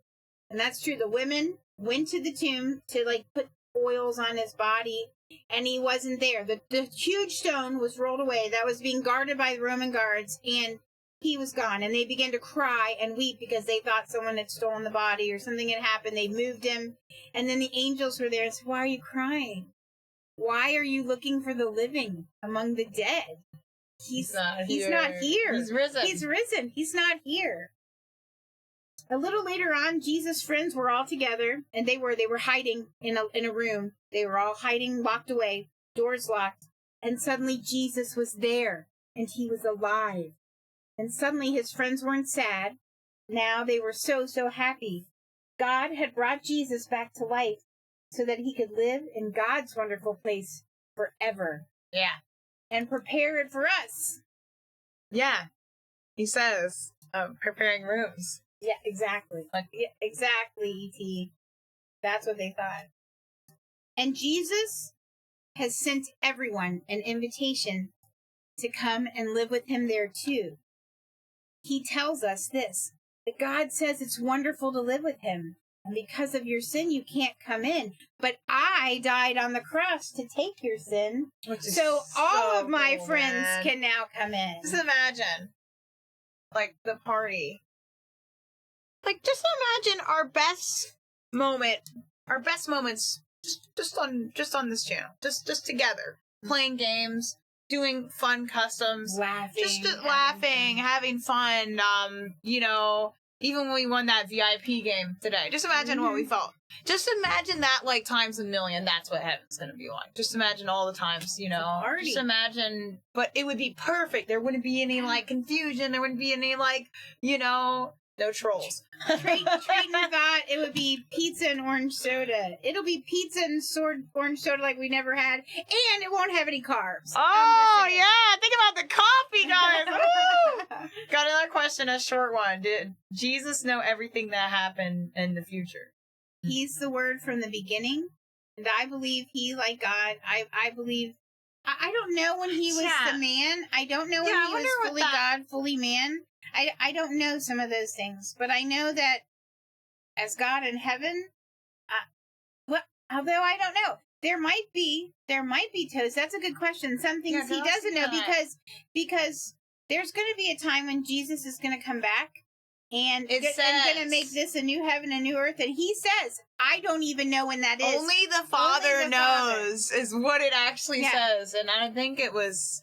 I would assume it would be in Revelation. Probably. I can't remember. I always get mixed up with where it is in the Bible. But yeah. But he is alive. He is alive. He's alive in heaven. Oh, yeah. Absolutely. Absolutely. Because after he rose again, and he, talked to his disciples and, and said, and he ascended back to heaven. He went back and he said, I'm going to prepare a place for all of you, and I'll be there waiting. And you have the helper. Yeah. And that Holy and that Spirit. has to do with the curtain. I'll explain that at the end. Yeah. because that has to do also with the curtain. It wasn't just removing the keep out sign. It was something else that happened when that happened. Mm-hmm. And let me finish that. Yeah, We can yeah. talk Because, about oh man, I'm getting I know. hyped up here. we can live with God forever. There will be nothing bad and no one sad. We will see God and speak to God and just enjoy being with God just as He planned. And it will be wonderful to live with Him. And it's all because of Jesus. And I'll tell you, as Hannah's showing the picture, that a friend of our pastor, his name is John Burke. He's a pastor as well. Oh, heck He yeah. actually was an atheist who became a pastor, became a believer of Jesus because he had been researching near-death experiences. Yeah. So he has a book called Imagine Heaven. And Insane. Toasted, you would probably be interested. A lot of people would be interested in it. It's all about people who've had, all these people, thousands of people who've had near-death experiences where they've seen pieces of heaven, they've seen heaven, I'm they've getting the link. experienced things. It's amazing. And he also came and spoke at our church twice. I think Yeah. ETs watched those, and it's This should be the link. And no, this is not a plug. This is just. that's to I his think book. that's the book. Yeah, and then I can put the message We'll put the messages again in the crossroads section. Mhm. I'm just telling you, it will change your life if you It- listen to that. If you listen to him just speak about and and hearing I can't. people and it's like hearing the stories. yeah, and he's and I'm just like, and he talks about it in comparison to scripture. So it's like, hey, this is what God's word, the Bible says about heaven, and what all these people, all and these we're talking testimonies. people who are Muslim, people who are Jewish, people who are Christian, people who Yeah. don't believe anything. There are stories of people who are blind who when they had a near death experience, they actually told people what they saw. They saw themselves, and then they saw these things in heaven, and it just amazing. I mean, And at that time, it says, we will say every day, thank you, Jesus. You're amazing. And guess what? You can start saying that today. Yeah. Because here's the thing. This is the thing that is the most amazing. Yeah. Jesus didn't just come and die for us so that we could just live a crappy life here with all this bad stuff happening, and then just so that someday we could go to heaven. Obviously, we want to be with God forever, because forever would be a long time to be separated just from like God. Toast was saying, you know, I wouldn't want to be the idea there. of hell is it's horrifying. Yeah. And I think, And I don't even know if it's flames like people think. I don't know. I think it's darkness and aloneness and sadness and emptiness and the you're most separated from your creator. despair that you could possibly have. I mean, dude. But Jesus, he says in the Bible, he came. He said, there's a thief who comes to kill. steal Yes. and kill and destroy. It's John 10:10. It's one of my favorite verses.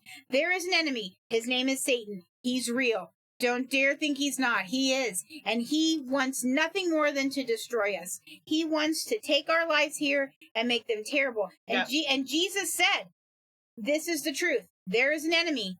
There is a thief. He comes to steal and kill John and destroy. 10:10. The thief comes only to steal and kill and destroy. This is Jesus. I came that they may have life and have it abundantly. Yeah. Exactly. And I am that's the good thing. shepherd. The good shepherd lays down his life for his sheep. And that us. That is the thing. And so that's what he says in John 10:10. There's this thief. He comes to steal and kill and destroy. But guess what? I came. Jesus saying, I came. And this is what he says in that verse. I came that you can have life forever. Mm-hmm. Forever with me. But not just forever with me. That you may have it joyfully, and abundantly now. Now, that doesn't mean that bad stuff doesn't happen. It's like you guys have seen that. We've had bad things happen. Look, it seems like we're a perfect family. We got issues. Yeah, we got lots of we don't have humongo issues, but Quack and I, we've been married for almost 30 years, but there have been some hard times in that. We've had bad stuff happen. We've made bad choices that make bad things happen. Bad things will still happen. If you accept Jesus, don't It think ain't gonna it make doesn't it. mean Because it's it's all still like, a broken world. because it's broken. But you know what happens? He's right. Jesus gives us peace and joy, and so even when bad stuff happens, like, yeah, you were it's okay. You were a little rotten lemon yesterday, Quack. I'll tell you what. Yeah, Quack was a jerk face yesterday. I'm not gonna lie. He was. And Jacob says, I got wings for that because he felt guilty, you know. I got another room in heaven because of that. Because I was so always patient. joking like that. We're joking around. But Jacob did say to me, he's like, I'm sorry, Mom, because I was kind of crying, and it was like, it wasn't like horrible. It was just there was just. Yeah, Quack was just being a little selfish, and there was a misunderstanding, and I got upset, and he wasn't very kind, and it was just, you know, one of those things, you know, it happens. Just Everybody happens. got that. Look, there's times I'm not kind, and I don't say nice things either, and so it's like, and Jacob's like, I'm sorry, Mom, you know, are you okay? And I'm like, I am okay. That's you know what I'm why? saying. That's what I'm saying. You know why? You know why I'm okay? I was okay because I have Jesus, and my enemy isn't Quack. Even when we're arguing, it's like there's an enemy out there who would love nothing more than to keep Quack and I separated and to keep me separated from God. So I'm angry at God because Quack got mad or whatever. And I was just like, you know, here's the thing. Yep. I told Jacob, like, it's okay. Because guess what? Because that happened yesterday, I decided to take a little time extra with God and sit and just listen and talk and be in the Word. And guess what? He revealed to me something that I had been asking about. And I had been asking him something about something, and he used that situation and what had happened. And when I was sitting with him and with what he showed me in the Bible, and said, he answered this question that I've been having, and I had such peace. And cause I tell you what, there's been a lot of things, and there's a lot of things we actually talk about. I'll tell you what, I mean, I've talked about some things of like, I know God has saved us from, you know, I've talked about a lot of different stories. But there's a lot of ways God speaks, and he doesn't usually speak in like a loud voice, like, but there's like things that God shows us, you know? And I'll tell you what, we should tell if you're down, I was thinking we could talk about the Dollar Tree story. It's one of my favorites. I was hoping that you were. All right, Brony. Oh, yeah. Thanks for hanging out, Brony. You had some really amazing things that you were saying in the chat. Yes, thank you really for being appreciate here. That. It was good to see you this week. It really was. So good to be back. It is. This is nice. This is great. So, like, basically, I always have so when I talk about having my quiet time, it's usually just, you know, it's reading the Bible and I'll talk to God. You know, you can talk to God. It doesn't have to be, you know, it doesn't have to be like these fancy words, because, I mean, Jesus knows me, guys. I can't. Me too. Me too. I know, right? Just talk because Jesus. We can talk to God. Like, he's next to us. We can talk to him. You don't have to, a prayer doesn't have to be like, thou is holiest of Father. Like, you can, if like, that's hey, your God. jam. But he's my friend. Like, Jesus is my savior and my friend and my brother, and God is my father. He's my king and my dad. I call him my dad. And you can just talk to him like, hey, like when that happened with Quack, I was crying. I'm like, I am so sad right now. And I'm angry right now, God. And I know you're okay with that, but I don't want to stay in those places. So just talk to me. Like, it was like he was my buddy sitting there, like my girlfriend, and I'm like, Quack's such a jerk, help me out. Like, but he's okay with that, you know? Yeah, and that's what I was saying. So I was having my quiet time. This was, I don't know how many years ago this was. You know. Oh my gosh. And, so I was having my quiet time. I was on the front porch, and I was reading my Bible and praying and stuff. And, before Jesus created life and everything, did he speak a language? Did he make one, or did he use a language by looking in the future? That is a really good question, too. I don't know. I have no freaking idea what we sounded like at the beginning. But I know that the Bible says in the beginning there was one language. One language. I don't know. And of course, as people do, they decided to use that because they all spoke the same language. And they decided, guess what? They wanted to be like God. And they wanted to build a tower tall enough to reach to heaven so that they could get to God and they could be like everyone God. Speak the same language. So they started building this big tower. And they were. And God was God's like, oh, nope. So he separated he separated them all around the earth and gave them all different languages. Because, and there you have it. The Tower of Babel. Yep. Which is why they call it that, probably, because, That's why they call it, Babel. To Babel.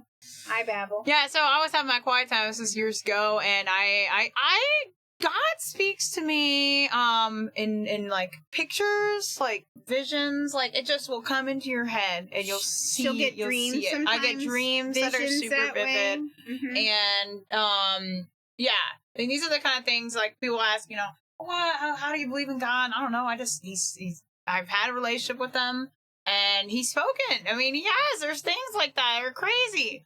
And so I'll get a vision, and I'll just see pictures set. It's almost like a movie reel, almost. It's like almost like watching. It's pretty darn clear, honestly. Yeah.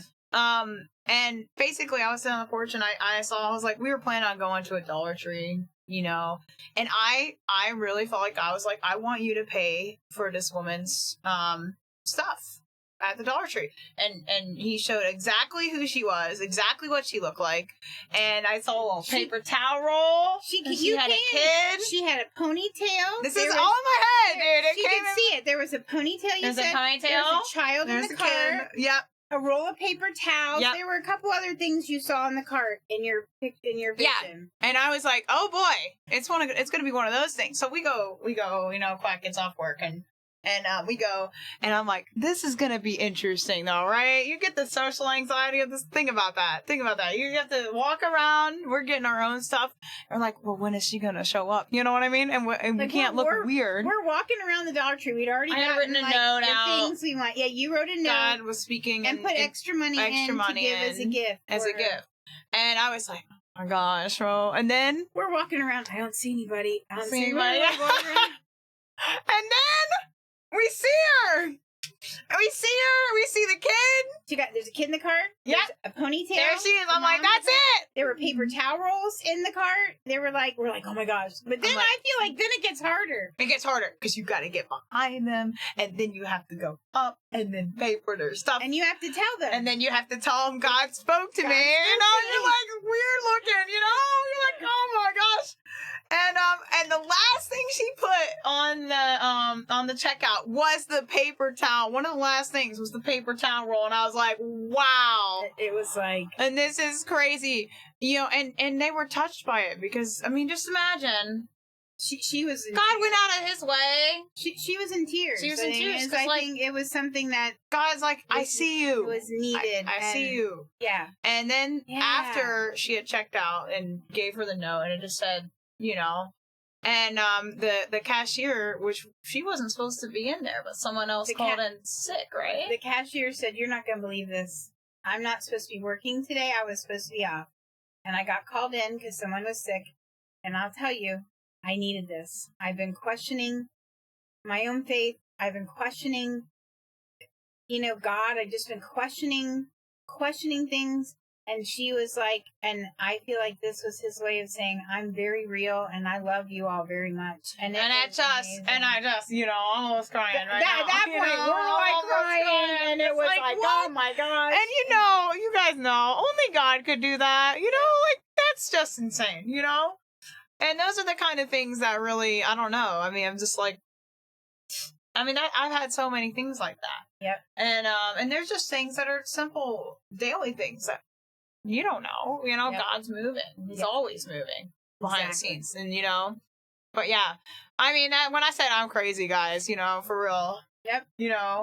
And I don't know all the details, Toasted. I know you've got a lot of really great questions, and I don't know. I don't know all the things about all the stuff. Right. Quack really knows a lot. Quack is but I will say this. He knows a lot of stuff. He geeks out, and I love that. I think God. Woo! Let's go! Thank you. Woo! 23 months. Let's go. Oh, that was like. Anyway, I think that God sometimes leaves things a little bit of a mystery. Oh, yeah. There could be things. There's all kinds of things out there about like where Noah's Ark might be located, and there's like satellite images. But you know what? There's stuff like that that's never fully come out. There, we don't really know for sure. There's other things, and I think God lets us have some evidences, and we have some things that are like that. But I don't think He wants it to be just like, oh yeah, here's all this proof that all this happened, because that's what faith is. It's believing without seeing, and He wants us to be able to love Him and believe in Him with some faith. Yeah. Without having to have all the proof. He just wants us to love Him. That's why I feel like, and that's actually the reason why me and Jacob actually started streaming. I've talked about, I used to be a baker, and it was very taxing on my physical body. And then God, during the pandemic, called me and He spoke to me like I was talking about.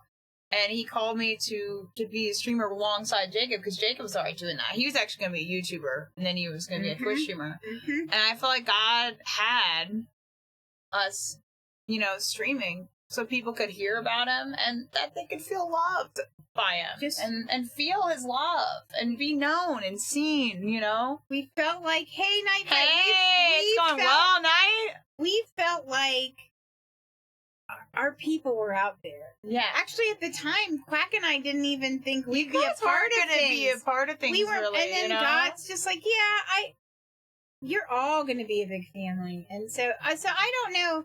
I don't know, E.T. I know I've heard different things. I'm not really sure. That's one of those questions that I feel like, I guess I'll know someday. Yeah.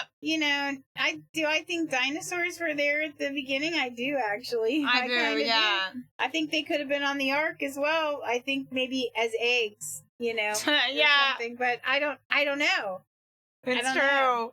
But yeah, I feel like, and I just think about that. I think about how crazy it is, like, with our Twitch community. I mean, if you want to talk about just the goodness of God, and I feel like everybody is here, and there's all the different ways. And I know it's a very, very, very, very big platform on Twitch, by the way. Yeah. But I really, truly believe that everyone that's here, is here for a reason. I do think that God led people to our streams, and God has led me and Jacob and Mom and Dad, And I mean, we pray that. All of us have prayed that from the beginning, for God to bring people into our community, for all of us to be together. Who does God?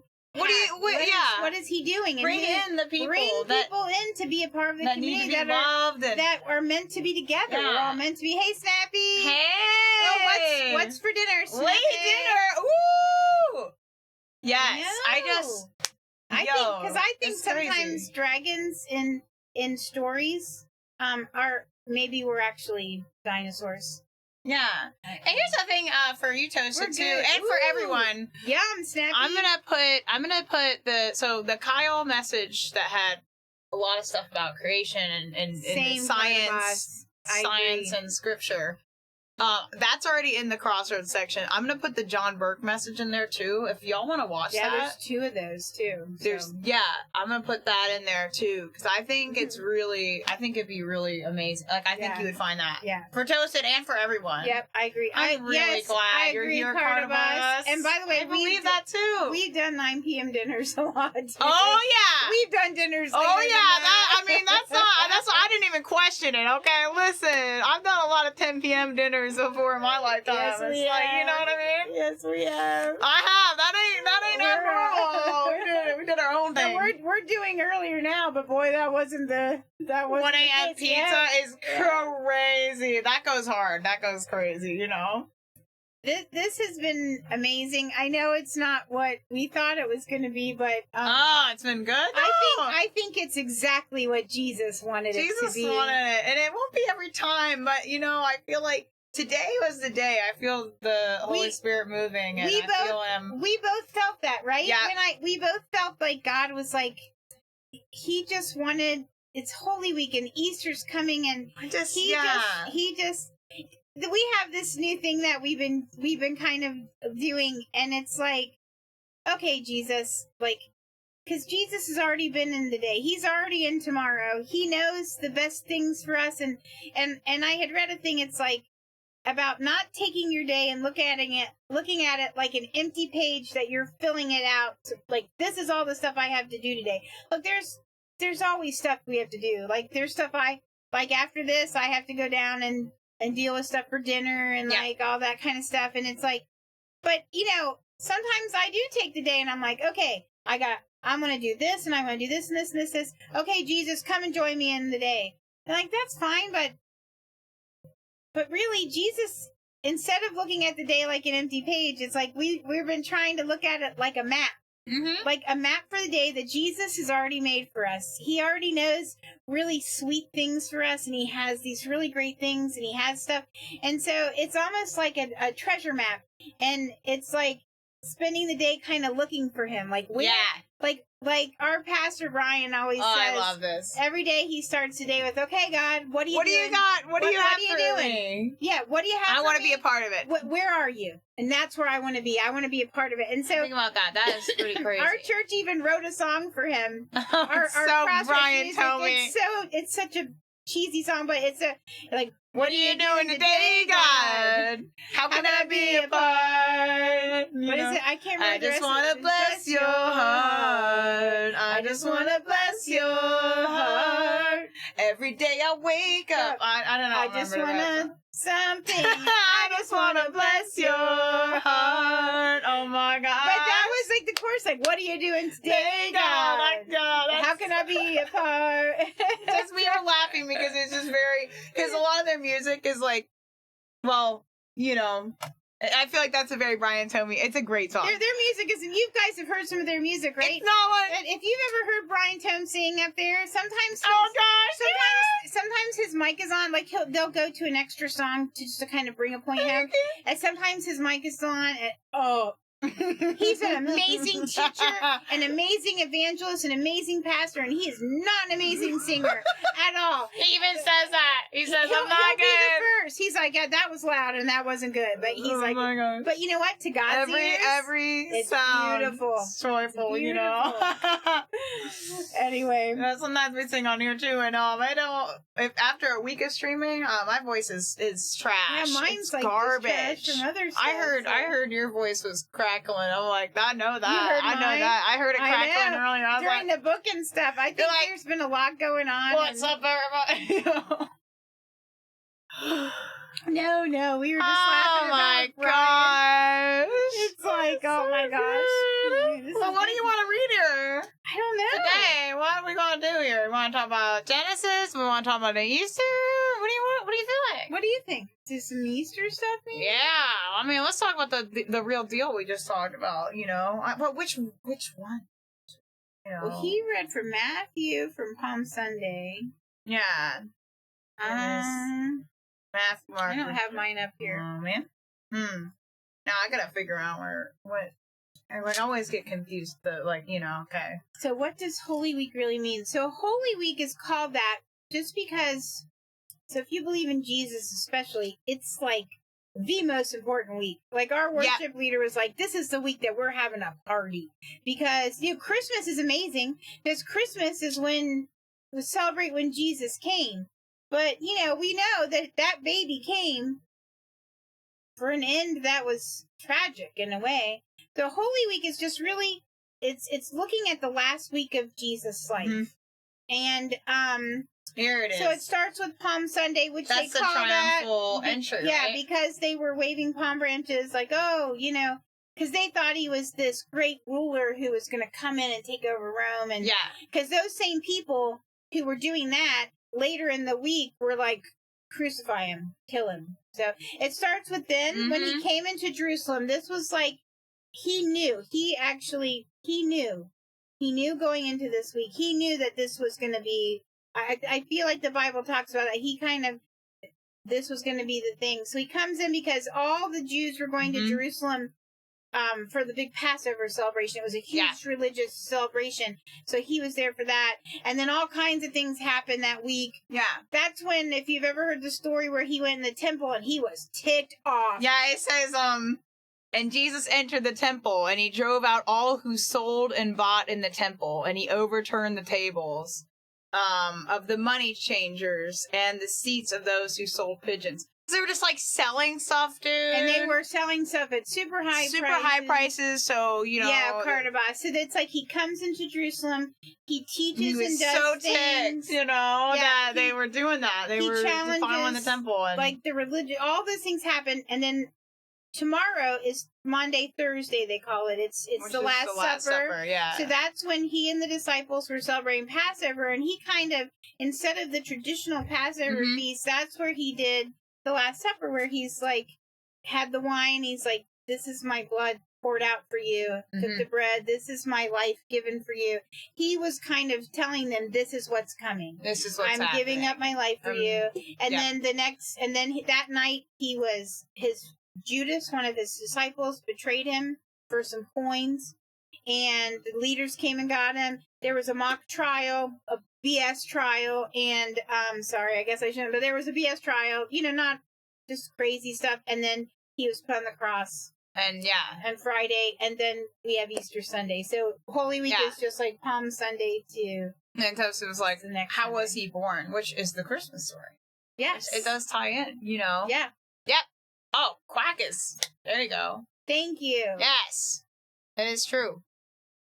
It was absolutely crazy. It's very, well, you know, let's go, Quack. Thanks. Let's go. Quack is killing it, too. All right, so keep going. Start from the triumphal entry? Yeah, I think that's good. Like, this is going to be interesting, because some of the words are a little, so, you know, it's a dyslexic reading the Bible, so just go let you know that. I think. there might be a few errors, okay? There might be a few errors. Yeah, that's okay. The triumphal entry. Now, when they drew near to Jerusalem and came to Bethphage, to the Mount of Olives, then Jesus sent 2 disciples, saying to them, go into the village in front of you, and immediately you will find a donkey tied and a colt with her. Untie them and bring them to me. If anyone says anything to you, you shall say, the Lord needs them. Then he will send them at once. Woo! Daisy! And this is interesting. No. She didn't like to be moved, bro. No, but she wanted to come up. But then watch, she'll calm right down. This took place to fulfill what was spoken by the prophet, saying, say to the daughter of Zion, behold, your king is coming to you, humble and mounted on a donkey, on a colt, the foal of a beast of burden. So Jesus chose to, he didn't choose reading from the Bible, and Sophie starts tweeting. Oh my gosh. Jesus didn't choose to just, come in on a horse and, be in there. Chose a humble donkey. Right? He's also saying to them, like, I'm not the same king that's going to conquer Rome and, the Romans and, come in like that and just come in and... So trying to send the message. Send a message. I've come for a different mission than what you think I'm here for. Yeah. I know, E.T. too. The disciples went and did as Jesus had directed them. They brought the donkey and the colt and put on them their cloaks, and he sat on them. Most of the crowd spread their cloaks on the road, and others cut branches from the trees and spread them on the road. The palm, that's why they call it Palm Sunday, the palm leaves. And the crowds that went before him and that followed him were shouting, Hosanna to the Son of David! Blessed is he who comes in the name of the Lord! Hosanna in the highest! And when he entered Jerusalem, the whole city was stirred up, saying, who is this? And the crowd said, this is the prophet Jesus from Nazareth of Galilee. But yeah, and these are the same people that are gonna, be yelling, crucify him, Right? The next week. I mean, within a week. Within a week! Because, and probably, and mostly it's because this is why some people today even just reject Jesus, because they're going to be unhappy because he's not doing what they want. He's not going to conquer Rome because he wants to conquer more than Rome. He wants to conquer more than something on the earth. He came to conquer hell and death. Yeah. And sin. Which is he insane. Conquered all those things. But, they were just seeing what they were seeing in the moment, and Yeah. And then what did you want to go on and read, like, where he, I don't know. What do you think? I don't know. I'm just chill either way. Go up to. We're gonna go up to when he died in the cross. That's what I was thinking. Because we talked about we talked about the curtain, and I'm gonna the 7 woes to the scribes. There he goes, the hero, savior to the world. Here he stands, scars on his hands. With love, he gave his life so we could be free. Savior of the world. I'll share that song. That's one of my favorite songs. Oh, yeah. I was trying to see, like, where it is. Thanks, Cardavas. I was actually I was a theater person in my younger years. You sound good. That's how my name is, Wendy Bird. My real name is Heather, but I was Wendy. I was Wendy in Peter Pan, so I have an affinity for that. All right. This is the Last Supper. I think that's a good spot. Perfect. Now as they were eating, Jesus took bread, and after blessing it, broke it, and gave it to the disciples, and said, "Take, eat, this is my body." And he took a cup, and when he had given thanks, he gave it to them, saying, "Drink of it, all of you, for this is my blood of the covenant, which is poured out for many for the forgiveness of sins. I tell you, I will not drink again of this fruit of the vine until that day when I drink it, new with you in my Father's kingdom." And that was his way of that's representation of what he did on the cross. This is my body broken for you. This is my blood poured out. Because, yeah, man. Oh, yeah. And then he talks about how Peter's gonna deny him. And when they had sung a hymn, they went out to the Mount of Olives, and Jesus said to them, "You will all fall away because of me this night, for it is written, I will strike the shepherd, and the sheep of the flock will be scattered. But after I am raised up, I will go before you to Galilee." Peter answered him, "Though they all fall away because you, I will never fall away." And Jesus said to him, "Truly I tell you, this very night before the rooster crows, you will deny me 3 times. Peter said to him, "Even if I must die with you, I will not deny you." And all the disciples said the same. Yep.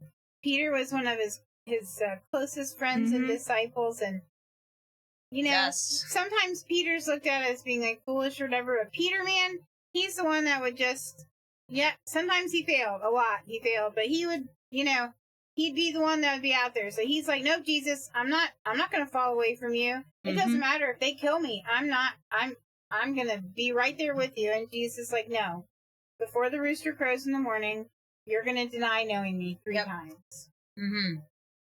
And Jesus went with them to a place called Gethsemane, and he said to his disciples, "Sit here while I go over there and pray." And taking with him Peter and the 2 sons of Zebedee, he began to be sorrowful and troubled. Then he said to them, "My soul is very sorrowful, even to death. Remain here and watch with me." And going a little further, he fell on his face and prayed, saying, "My Father, if it be possible, let this cup pass from me. Nevertheless, not as I will, but as you will." And he came to the disciples and found them sleeping, and he said to Peter, "So, could you not watch with me 1 hour? Watch and pray that you may not enter into temptation. The spirit indeed is willing, but the flesh is weak." Again, for the 2nd time, he went away and prayed, "My Father, if this cannot pass unless I drink it, your will be done." And again he came and found them sleeping, for their eyes were heavy. So leaving them again, he went away and prayed for the 3rd time, saying the same words again.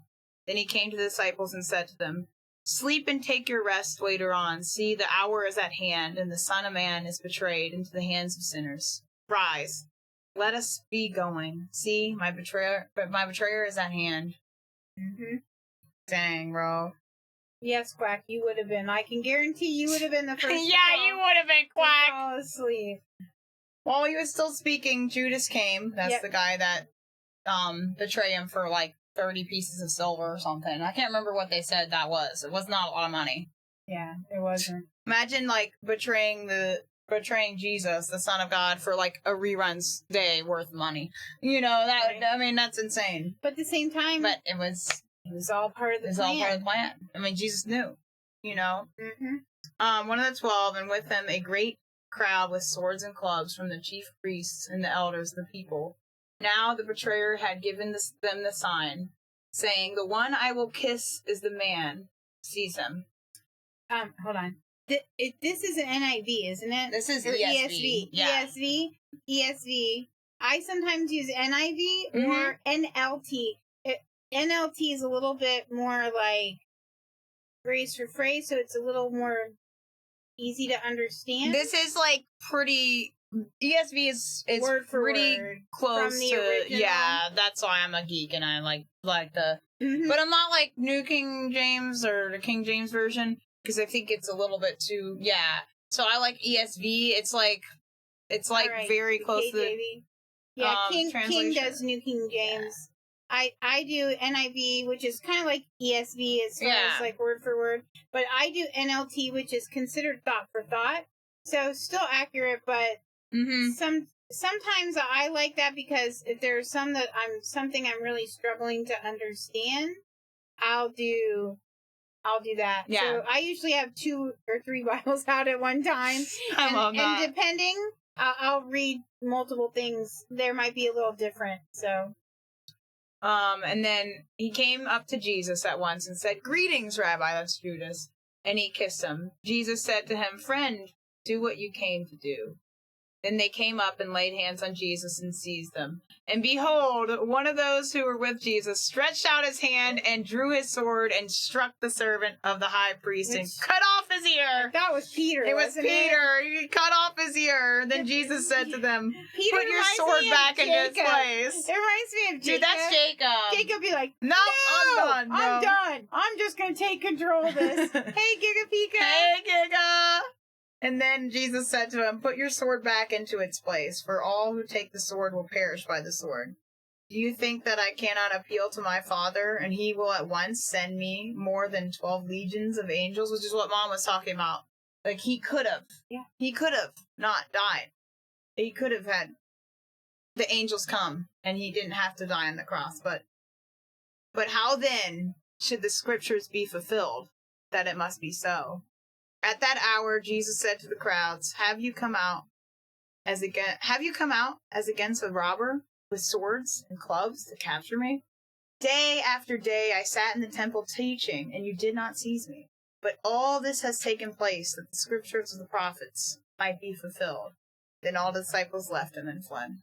Hey, Giga, we're doing Jesus great. heals the same guard. Yeah, Jesus heals, and I don't think that's in Matthew. It's in the other. It's in one of them, and versions. he heals the ear. But yeah, Peter cuts the ear off, and then Jesus heals it. And he heals it, which, the man. dang, that would have been. Imagine you were that guard, right? You saw that. Like, I'd be like, oh man. Yeah. That would be.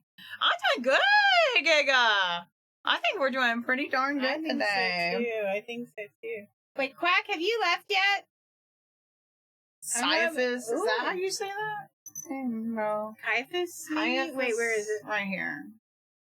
Yeah, Caiaphas. Caiaphas, okay. I couldn't freaking, just imagine the testimony of that. Get out of there, Quack. Yay! I got you, Yoshi! Then those who had seized Jesus led him to Caiaphas, the high priest, where the scribes and the elders had gathered, and Peter was following him at a distance, as far as the courtyard of the high priest. And going inside, he sat with the guards to see the end. Now the chief priests and the whole council... Oh, and Peter was following him at a distance. I think I missed that, sorry. And going inside, he sat with the guards to see the end. Now the chief priests and the whole council were seeking false testimony against Jesus that they might put him to death. But they found none, though many false witnesses came forward. At last, 2 came forward and said, "This man said, I am able to destroy the temple of God and to rebuild it in 3 days. And the high priest stood up and said, Have you no answer to make? What is it that these men testify against you? But Jesus remained silent. And the high priest said to him, I adjure you, by the living God, tell us if you are the Christ, the Son of God. And Jesus said to him, You have said so. But I tell you, from now on you will see the Son of Man seated at the right hand of power and coming on the clouds of heaven. Then the high priest tore his robes and said, "He has uttered blasphemy. What further witnesses do we need? You have now heard his blasphemy. What is your judgment?" They answered, "He deserves death." Then they spit in his face and struck him. And some slapped him, saying, "Prophesy to us, you Christ. Who is it that struck you?" Now Peter was sitting outside in the courtyard, and a servant girl came up to him and said, "You also were with Jesus the Galilean," but he denied it. The first denial right there. Before them, saying, "I do not know what you mean." And when he went out to the entrance, another servant girl saw him, and she said to the bystanders, "This man was with Jesus of Nazareth." And again, he denied it with an oath. "I do not know the man." After a little while, the bystanders came up and said to Peter, "Certainly you too are one of them. For your, what is it? What is that? Right.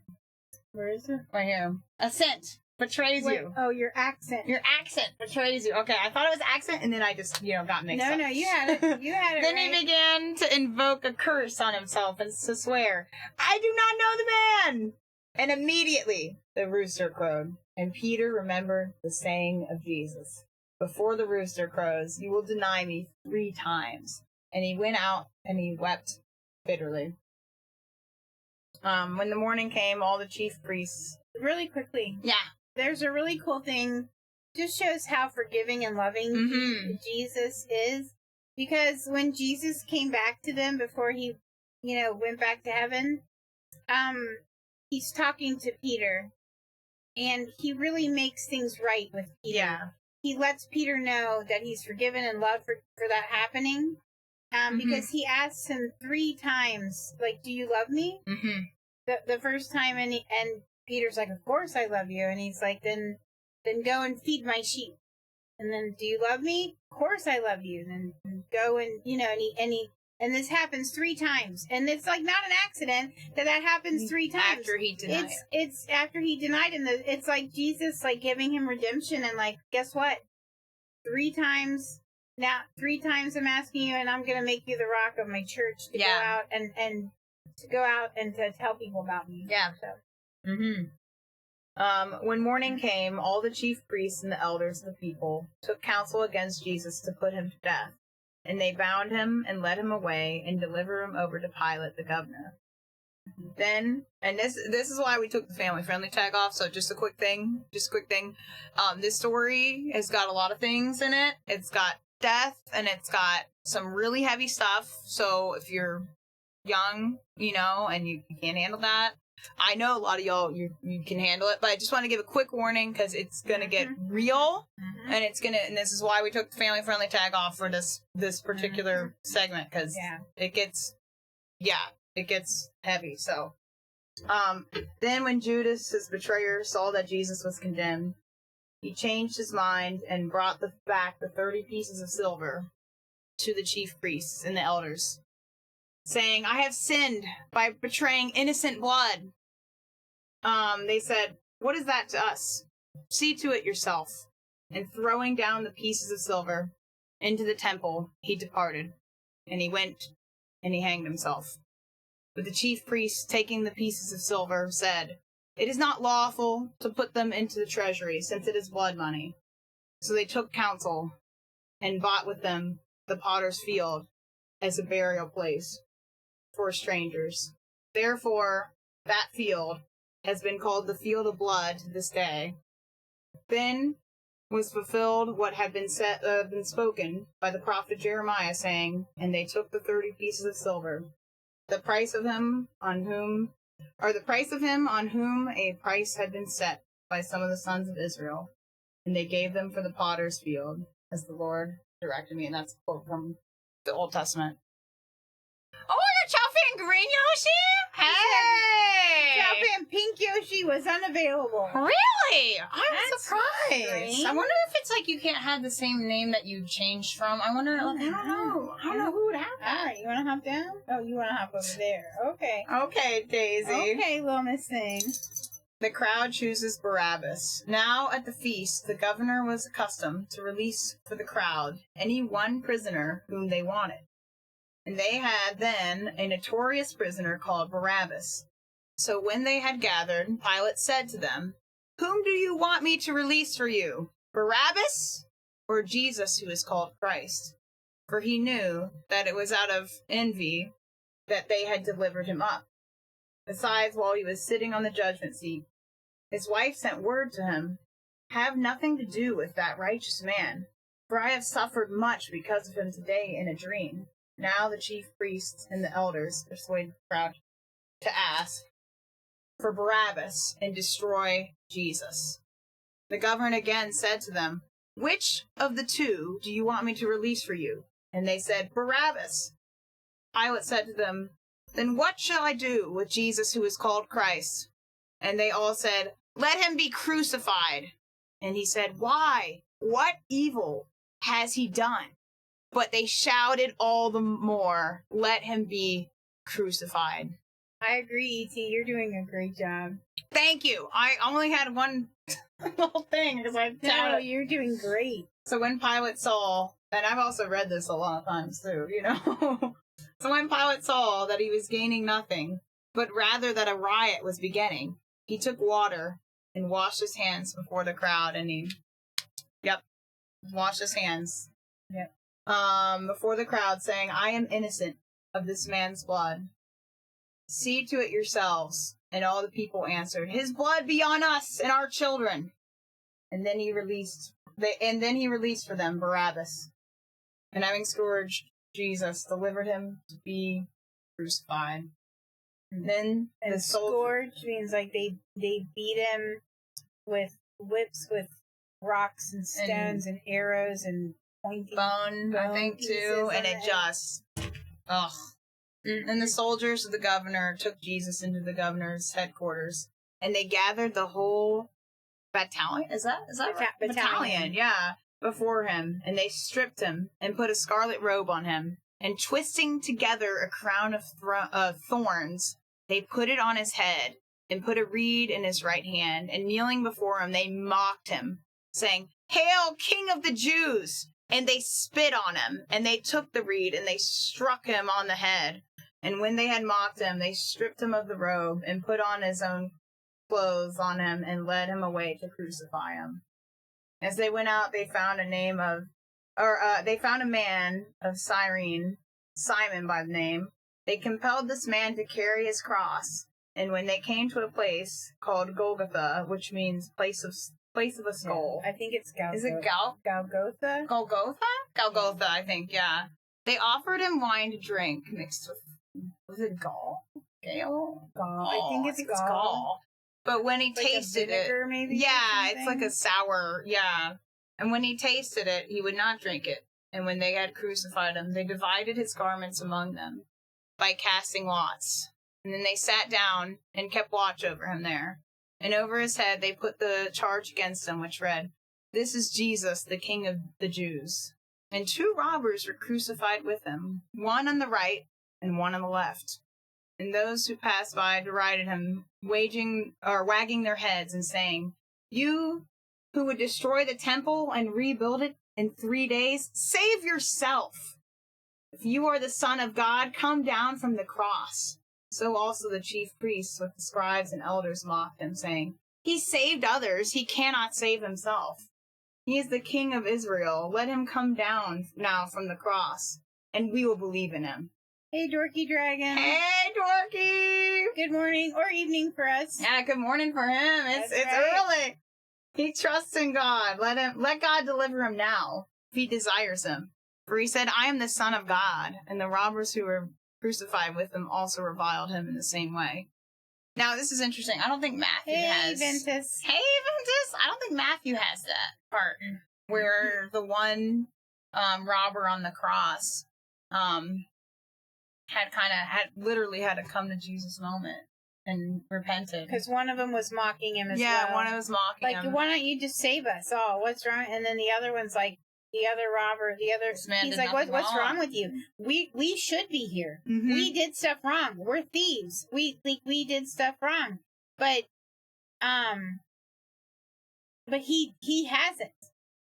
He's the Son of God. He has done nothing wrong.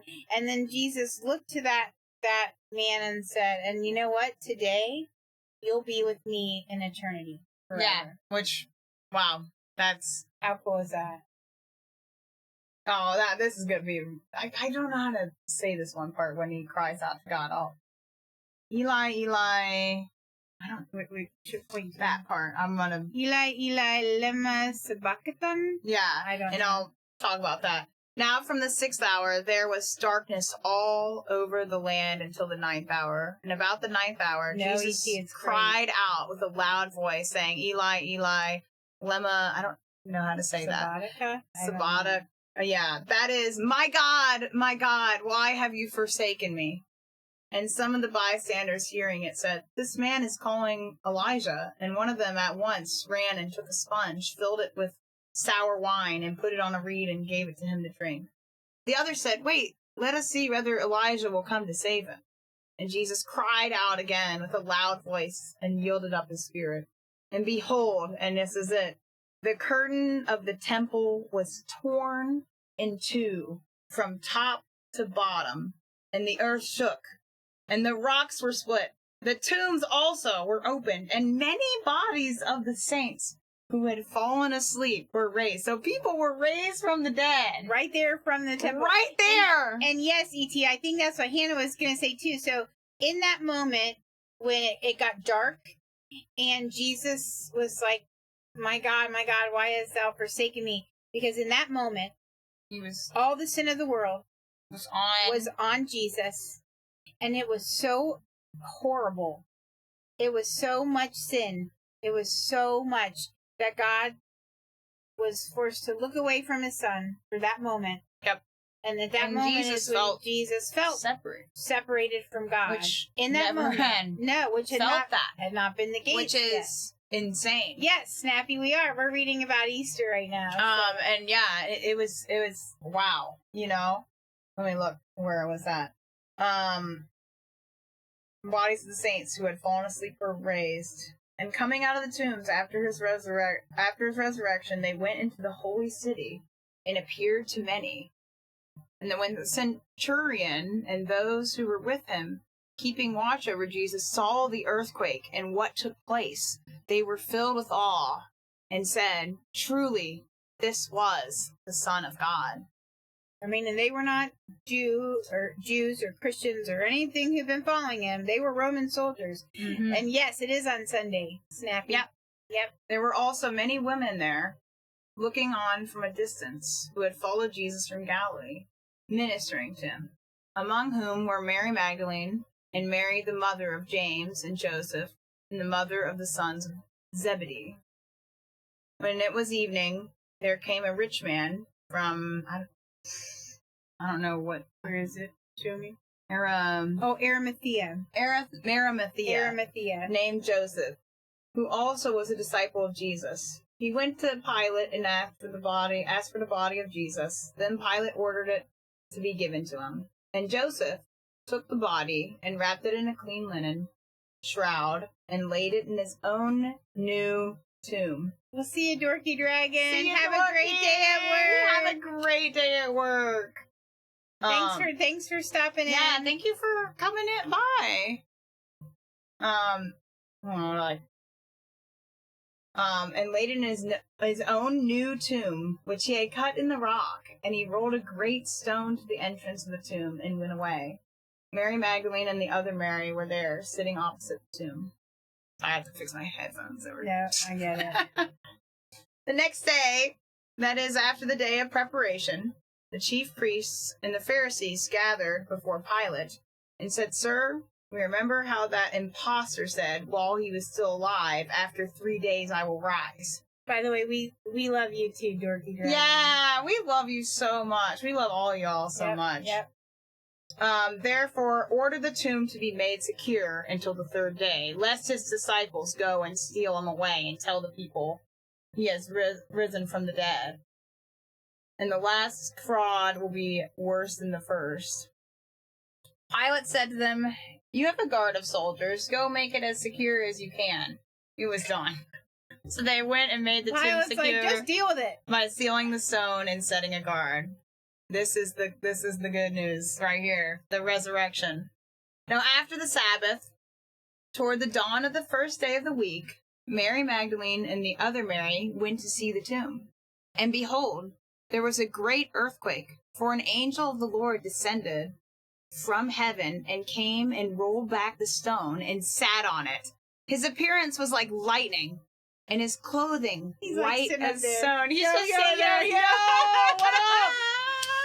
He probably was all gosh, smug. you know, and for fear of him, the guards trembled and became like dead men. But the angel said to the women, "Do not be afraid, for I know that you seek Jesus who was crucified. He is not here, for he has risen. Woo! As he said, come, see the place where he lay. Then go quickly and tell his disciples that he has risen from the dead, and behold, he is going before you to Galilee. There you will see him. See, I have told you." So they departed quickly from the tomb with fear and great joy, and Quack. ran Look to at tell the disciples. Quack! Oh my gosh! And what verse is this, Snappy? This is in Matthew 28, and the verse we just read, then go quickly. Matthew 28, we're just reading the whole thing, but that 7 was, then go quickly and tell his disciples that he has risen from the dead, and behold, he is going before you to Galilee. There you will see him. So they departed quickly from the tomb with fear and great joy, and ran to tell his disciples, and behold, Jesus met them and said, "Greetings." And they came up and took hold of his feet and worshipped him. Then Jesus said to them, "Do not be afraid. Go and tell my brothers to go to Galilee, and there they will see me." And while they were going, behold, some of the guard went into the city and told the chief priests all that taken place. And when they had assembled with the elders and taken counsel, they gave a significant sum of money to the soldiers and said, "Tell people his disciples came by night and stole him away while we were asleep. And if this comes to the governor's ears, we will satisfy him and keep you out of trouble." So it's literally bribe them to lie, even though they saw. E.T. was talking about the fact that that the angel appeared to women. The thing it is about Jesus that makes him so cool is like at a time when women were not looked at as a positive part of society or whatever, Jesus honored women because he honors everybody. Yes, he loves everybody. That's so true. So when you like, that's what's even, and that's crazy. Religious leaders anyway at the time. Yeah. Okay. And let me see where they were. Oh, and if this comes to the governor's ear, we'll satisfy by the way, and Quack, him. you got to get out of there, Quack. So they took the money and did as they were directed, and this story has been spread among the Jews to this day. Interesting. And now they made it word. So now the 11 disciples, because one of them was the imposter among us. Dun dun dun dun dun dun. Judas was imposter among us. He voted himself off. Sorry. Really? Oh my gosh! No, dude, no, that was bad. That was so bad. It was good, bro. So because Snappy, the religious leaders at the time, they were like, "Oh crap!" Because the religious leaders, Menace for God. I freaking love that name. I love that. I like that. So they, the religious leaders at the time were like, "Oh crap, his body's gone. People are gonna think," because so they're like, okay, they went to the guards like, "Hey, we're just gonna pay you, and just say that his disciples came and stole him in the night, so that people don't start rising up like, oh my gosh, he was the Son of God." Mm-hmm. Although the irony in that is that they did that and they paid money to that, and but look at over the history of man since then, like so many people have come to know Jesus as the Lord and Savior and the person who came to free us. And it's insane. That little bribe didn't do crap. So. It didn't. Now the 11 disciples went to Galilee, to the mountain to which Jesus had directed them. And when they saw him, they worshipped him. But some doubted. Thomas. And Jesus came and said to them, all authority in heaven and on earth has been given to me. Go, therefore, and make disciples of all nations, baptizing them in the name of the Father and of the Son and of the Holy Spirit, teaching them to observe all that I have commanded you. And behold, I am with you always to the end of the age. And this is Matthew 28. So we've been reading the Easter story for Matthew. But it's in all the Matthew, Mark, Luke, and John. We just read it for Matthew today. So I want to go. We read a lot. Hold on. Let me tell you guys what we read from here. I think it was from Matthew 26:30 all the way to the end. To Matthew 28, and this literally we literally along finished. with some other stuff toward the beginning. Yeah, we read some other stuff too, and then we go right into Mark's testimony of this. Yeah, and yeah. So that's interesting, y'all. Yeah, same. You are a lemon quack today. You know that? Same, ET. This has been amazing. This has been really amazing. I just want to say, like, all the nations. I mean, look at all of us from all around the world. All coming together. More people knowing Jesus. That's the point. More people having that freedom and having that gift of eternal life and peace and joy and here on earth now, and togetherness and love. And I've seen God moving in our streams. I mean, there's so many things that happen. The way that, you know, we're growing as a community and the friendships that are built and all the different things. And I see God in that. And I know He has more. You know? Right? Dude, this was so good.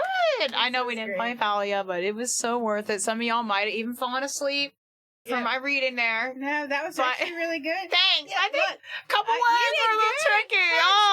I was getting nervous. You know, I was like, oh, these... I feel like, you know, hey, God, Fairy, how are you? I feel like God was in stuff for sure and having us. I don't know that this will be every Wednesday with Wendy, but I think as God moves, you know, there might be times where we talk about certain things. Right? I just really felt like He was, I agree with that. He did, you know? The Spirit is You guys know how I am, you know? When God chooses to move and show up, just amazing things happen. So this had nothing to do with me or Hannah. It was just like God was kind of saying, hey, I kind of want to show up in this way in the Chow Garden. And so Hannah are like, okay. And yeah, it's different, but he works through people who you wouldn't think. So, you know, this is all him for sure, but we love you guys. Miss Quack, what is for dinner? I'm actually kind of working up an appetite I don't know. here. We have, so we have homemade Philly cheesesteaks, but I don't know. That's why, but I do need him home. So is he left yet? Have you left yet, Quacker? We derailed Quack's work. We did. 100%. That's okay. Like, we went long and well, you know what's great though, y'all, is that we're not going to be, well, no, it's not great that we're not going to be back tomorrow, but it's great that we went longer because we're not going to be here tomorrow. We're going to be on Friday, doing Fortnite and then ending with Fall Guys. And that sounds good. Chronic. That sounds good. We had made, he's almost home. Good. Oh, thank you for letting us know that you weren't texting and driving like a lemon. Good. So he, Quack had made some Philly cheesesteak, homemade. We have like a low carb hot dog one. We put it on. So, man, Chronic, that sounds good. So this is, you are awesome, E.T. I appreciate everyone. I loved all the questions, people's comments. Oh, you too, Sophie. Okay. She got ticked off at her swing because it was there. No, I actually really love everyone chipping in because we love the back and forth. And I know we couldn't get all the no, I wish questions. I really wish I could have but then, you know, the flow of the convo, you know. But like I said, I'm gonna put the messages in the crossroads section so y'all could listen to I think it's really worth it. Yeah. We absolutely love all of you too. And, God is moving and He is! He's about to do something big. I can feel it in my bones. Yep. Yeah, so next Wednesday we'll have to share the update. There was a big the next update. I feel like we should do it next time, but Yeah, okay, so Wingle evolves into Pelipper.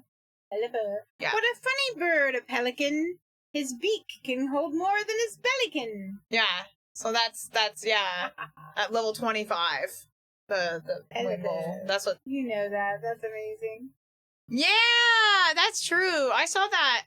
And that's pretty good. Yeah, that's why I wanted to. I was like, this is getting serious. Our pastor always says, this is why we have kids club, because the Bible is not family friendly. As you saw, at points, that's for and sure. I just You can make it that way, but I mean, I like read the Bible when I was like really young, and I knew the story obviously of Jesus, so I kind of knew all that. I mean, I think honestly, a lot of people underestimate how freaking stoic kids are and how tough they are. This next generation, like the generation that some of y'all are in, like Ryder and Snappy and all you youngins, you know, it's true. Who are teenagers. Y'all are really tough kids, you know.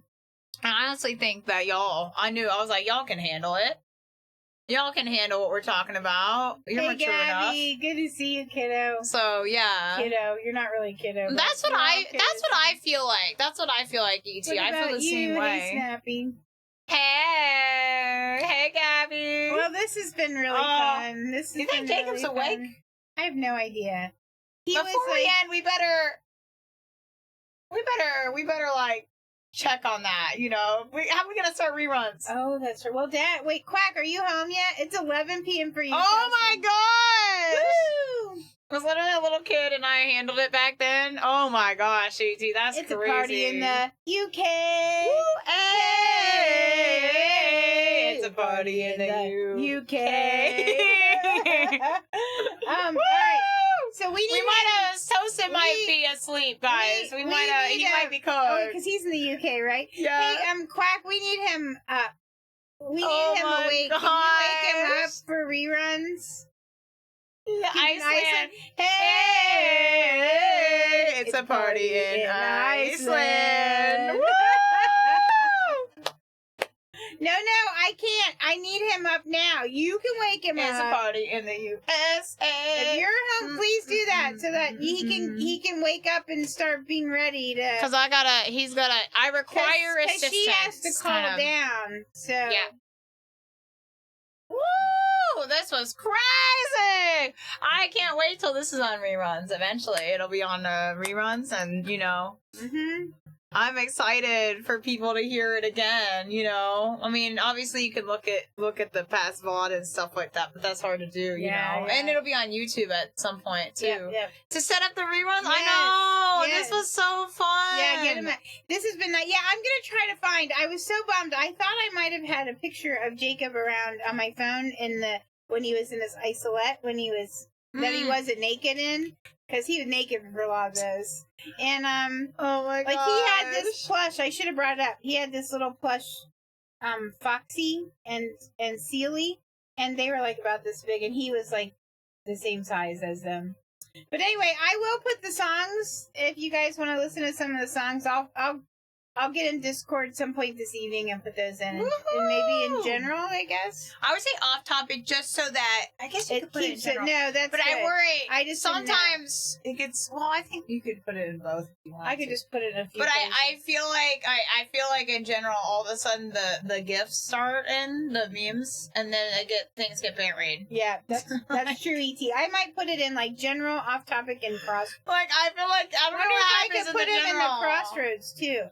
I might put him in a few places. So. I think mostly for off topic, there's not really any rules, but like I was saying, like in general, if you want something to be seen, off topic is usually better because then it won't get buried. Because all of a sudden, in general, I don't know what happens. Yeah. Sometimes general is really like it doesn't have a lot of messages, and all of a sudden there's like 50 gifts. You know. He's waking up slowly. And I'm like, oh my gosh, thank you. I just want to say thank you to everyone first of all, for being here. I mean, this is definitely the longest chatting segment we ever had. It was a lot of talking. And I really appreciate the company, and I really appreciate everyone just kind of, you know, being here and, you know, getting involved and asking questions. Like, that was really cool. Yeah, we really love you guys. Yeah, and the good morning, and the good afternoons, and the good evenings, and saying however, yeah, and the gifts. The gifts. The gifts, bro. We love the gifts. As I like to say, gifs. But, you know. The gifts. I wonder, did you put the Palm Sunday service up? I haven't yet. So we should put the triple. We'll put that because did I get a haircut? Sort of. Yes, it. So should I just tell them what's going on? I'm just gonna say it. There are peeps. So here's the deal. So I have like a genetic hair thinning. So sometimes if you see me on stream when I don't have a hat on, I can do some stuff and kind of whatever. Quack, I'm quack. But this is like a hairpiece with like a wig, so that it's like my hair. He's been doing this. Like, I already put the matches family-friendly tag back on, Quack. You can't say that. No, but it matches That's my hair. Nice try. But that's like what it is because I just have that. And so that's why I usually have hats on because it's thinning some at the top and everything. And it's like, so I've had this and I've been... Oh, sorry. Yeah. You lemon. So there you go. So sometimes, so who knows? Maybe sometimes I'll wear some wigs that are pink or... let's get a Miku wig. Let's get it. Let's have a Thanks, throne. Yep. It's like, so usually I put a hat on, but today it's I was just not like... a pain in the butt. Yeah, to put, thanks, like, Snappy. Well, I was like... I think it looks good. I don't think had a lot it of y'all even could tell. No, it just looks like... I mean, obviously I'm biased because like it does look like real hair. But obviously I know Mom my whole life, so I wouldn't be able to have an opinion on that. It looks like my hair. It does. I agree. And you're gonna have Tristy, our cousin, just trim the bangs. The bangs are too long. Are they gonna be like this? Yeah. Yay! Because that's how I used to have my bangs. So would you? With a smexy. Sorry, not sorry. Oh my gosh! Can you believe this guy, dude? This is unreal. That's what I'm saying. The thing is, it's like hair is just a thing, and it's really not important in the scheme of it all. And I love hats, so I'll usually, but hats aren't as comfortable with headphones. So I was like, I've had this, and I was gonna do something like, oh, I'm just gonna throw it on and like. Right? Yeah, that's true though. Exactly, E.T. I was thinking about like, maybe I can do one that has pinks and purples or like mermaid colors and other stuff too. That's awesome. So what happened was today I had my hair just back in my own real hair back in a little ponytail bun, and I was like, you know what? I think it would just, Oh, which bottle? This one? It's not everyone's lotion. It's the best lotion you can get. It's great. Not lotion. a plug, because I don't have any. But it's like really natural. Yeah. And it smells really good as well. Yeah, I think that's the lemon citrus. The lemon citrus, and it's not like yeah. I learned about it years and years ago. Hashtag ad. Yeah. I'm not getting paid though. That's the crazy. That's the thing. You can use it everywhere, like on your face. Yeah. It's good because it doesn't. If you have sensitive skin, then it's not like that. I learned about it. I learned about. I was following someone on YouTube many years ago. Many years ago. It's been a long time. Yeah. Like 10, 15, probably 15 years ago. Who was a really strong Christian lady who was dying of cancer, and but she used that lotion because she could, when she lost her hair and everything, it was sensitive skin from the treatments. She could use it like on her head and on her arms, hands, on her face, and everywhere, and it didn't have stuff that. Yeah. I hear you back there, Soapy. Are you awake after you chose violence today? She chose to make you lose at Fortnite. I was upset, bro. She made me done. I just loved this morning. You're starting, and that's what I could hear. Her playing with the coins. Look at her back there. Look at her. She's like, you're playing with my coins? Oh, she's like, I really She got all skinny? She's like, I really don't like you now, lady. Are you over there mocking me with my coin? Jacob's ready. All right. Look at her back there! It has a flag and a football skin in Fortnite. You're okay. I'm ADHD as well. Oh, yeah. We're all over the place. It's like Quack and I were just talking about that. We were talking about our time praying and talking to God, and he was like, I get so distracted. I'm like, oh, me too. I'm like, I'll be sitting there like with that, like we call it prayer logs. And that. Yeah. Prayer logs. So when we get distracted in the middle of prayer. Prayer log. And then we forget to say amen, and it's like this. Just imagine a log going up the like a whole log of like stuff that like stuff, and they're like, "Well, Jesus is like, there they go again. There they go with their prayer log. There it goes." It's true. Oh my god. Well, I guess we probably should end, huh? Go have some dinner. Hey, Sophie, are you what they call a good girl? I'm hungry. I'm hungry. FenceCon. All right, y'all. Wendy. Thank you, by the way, for being here. Sophie, I hear you. And you know what, Sophie, do you think they should run in the they should be in the reruns? They should run, yeah. Yes, they should run. They should run, Go guys. out and go for a run. Woo, woo, woo. Put the reruns on and go for a virtual run, you know, or regular. No, don't go for That runs. reminds me of Jacob because it made me think the doctor's like the two most important things: not to raise your arm like this, and don't fall on it again. That would be really bad because then Yeah, you'd have to you like see. redo stuff. Yeah, so. they should lurk in the reruns. Yeah. Yes, lurk in the reruns because we're do. it's insane. I It's need insane. to eat dinner. It's insane what the reruns are doing, and I would like to let me and Jacob like to give out more Nintendo Switch 2s than, you know, we can right now. Lurk in the watch time grind. You never know what playlist. God. I feel like you never know what God can I do know. before then. You never know. Yeah, I think she is, bro. You know, I think she is snappy. She is because she already doesn't. She already has issues with That's me. a new sound. I don't know what That's that is. What is that? I think she's been watching too much One Piece, and I think she's making weird. Yeah, I got your coin. She's upset. Look at that. Look at that back there. Is that what you like? You like that? That's unbelievable. She's ticked. She mad now. And we're gonna be back on Friday. You guys know it's not only just a regular Friday, but it's Good Friday because Sunday is coming, and we read about that today. Friday's good because Sunday is coming. Yes. Yep. Oh my gosh! And we're gonna play Fortnite, and then Hey, we're gonna do Fall Guys. And I can't wait. And like I said, if you have a PC, You're doing Fall Guys Friday? yeah, at the end. Oh, I might have to join. Mhm. I might join. And we're just gonna do some chill. I don't know. We'll see if we have enough for customs. You know, I actually gotta get a few things together here. Were you able to get the last thing on your Star Path last night? I did. Okay, I got all forgot the to tell you that. items. I got a few minceps, but not all. I of got like them. the 600, That's what I did and too. then I got like the I think 100. I got the next one down. I think I Yeah. got a couple packs, and then I was And then like, I was like, yep. I gotta go out and get some more again. Easter eggs. Yeah. Easter- Okay, that's really good. And then that's all I do. I just go over here. How many of you dye eggs for Easter? Does anybody dye eggs or anything? We haven't done that in a really long time, Pain in and the I'm butt. thinking about maybe trying it, but it's such a pain. And also, we don't get so the eggs that we eat aren't usually white; they're brown. Yeah, I bet you have some good chocolate eggs. Ooh, You yeah. used to when you were a kid, Ryan. We used to. Yeah, we haven't done it. It's a we haven't pain done in it the neck. in a while either. Don't you wish your quarterback was fur like mine? Don't you, Ryder? Don't you? Oh my. Oh gosh, bro. Oh my goodness. Awful. Quack. It's awful. Yeah, it's like it's so much. It's really such a mess. So I think that's why, like, It's when like you were carving little, pumpkins, it's like- dude. It's like carving pumpkins. It's It's like- just the mess. Well, oh my No. gosh, Daisy, calm Agreed. down. You know, and then if you Right. are doing the boiling of the eggs and all that stuff, you know, Yep.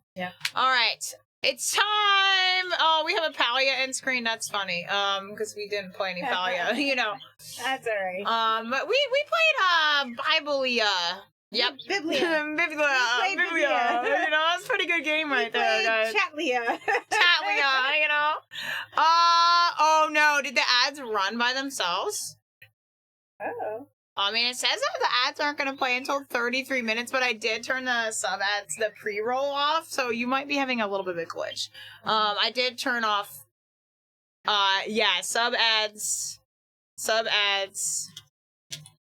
are on because I'm about to go to reruns. Slow.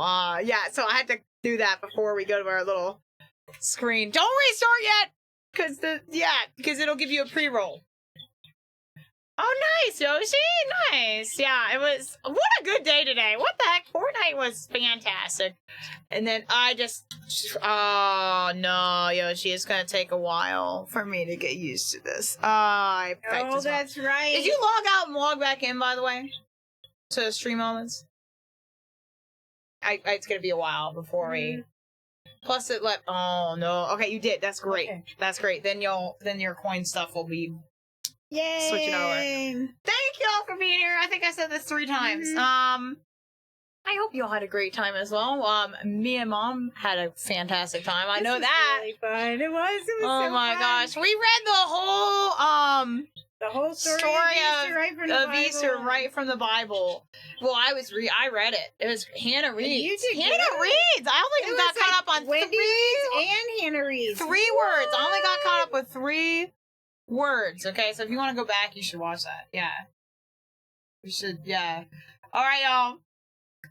Thank y'all for being here. I hope y'all enjoyed, and I will see you all on Good Friday. Woo! We're gonna party because it's Good Friday because Sunday is coming. So yes, let's go. Oh yeah, Toasted. We wondered if you fell asleep because it's late. And I thought you guys would end soon after anyway, and then here we are. Yeah. I'm so happy that I'm really glad that you're around for a lot of that, Toasted, and has some amazing questions. Yeah, and thank you for sharing questions. I'm very excited that you're VIP now, because oh my gosh, that was the best feeling. What a way. You literally I know, Kelsey. It's like way past bedtime for you guys. Had predictions to get your VIP. Yeah. Oh my gosh. Yay. Oh yeah, and it's almost midnight. Oh my gosh! All right, get to bed. We need to go to and eat. So we kept them too long. I know. Look what we did. Woo! We had 7 hours because we just can't stop talking. Bye, everybody. See you around. Bye. Love you guys.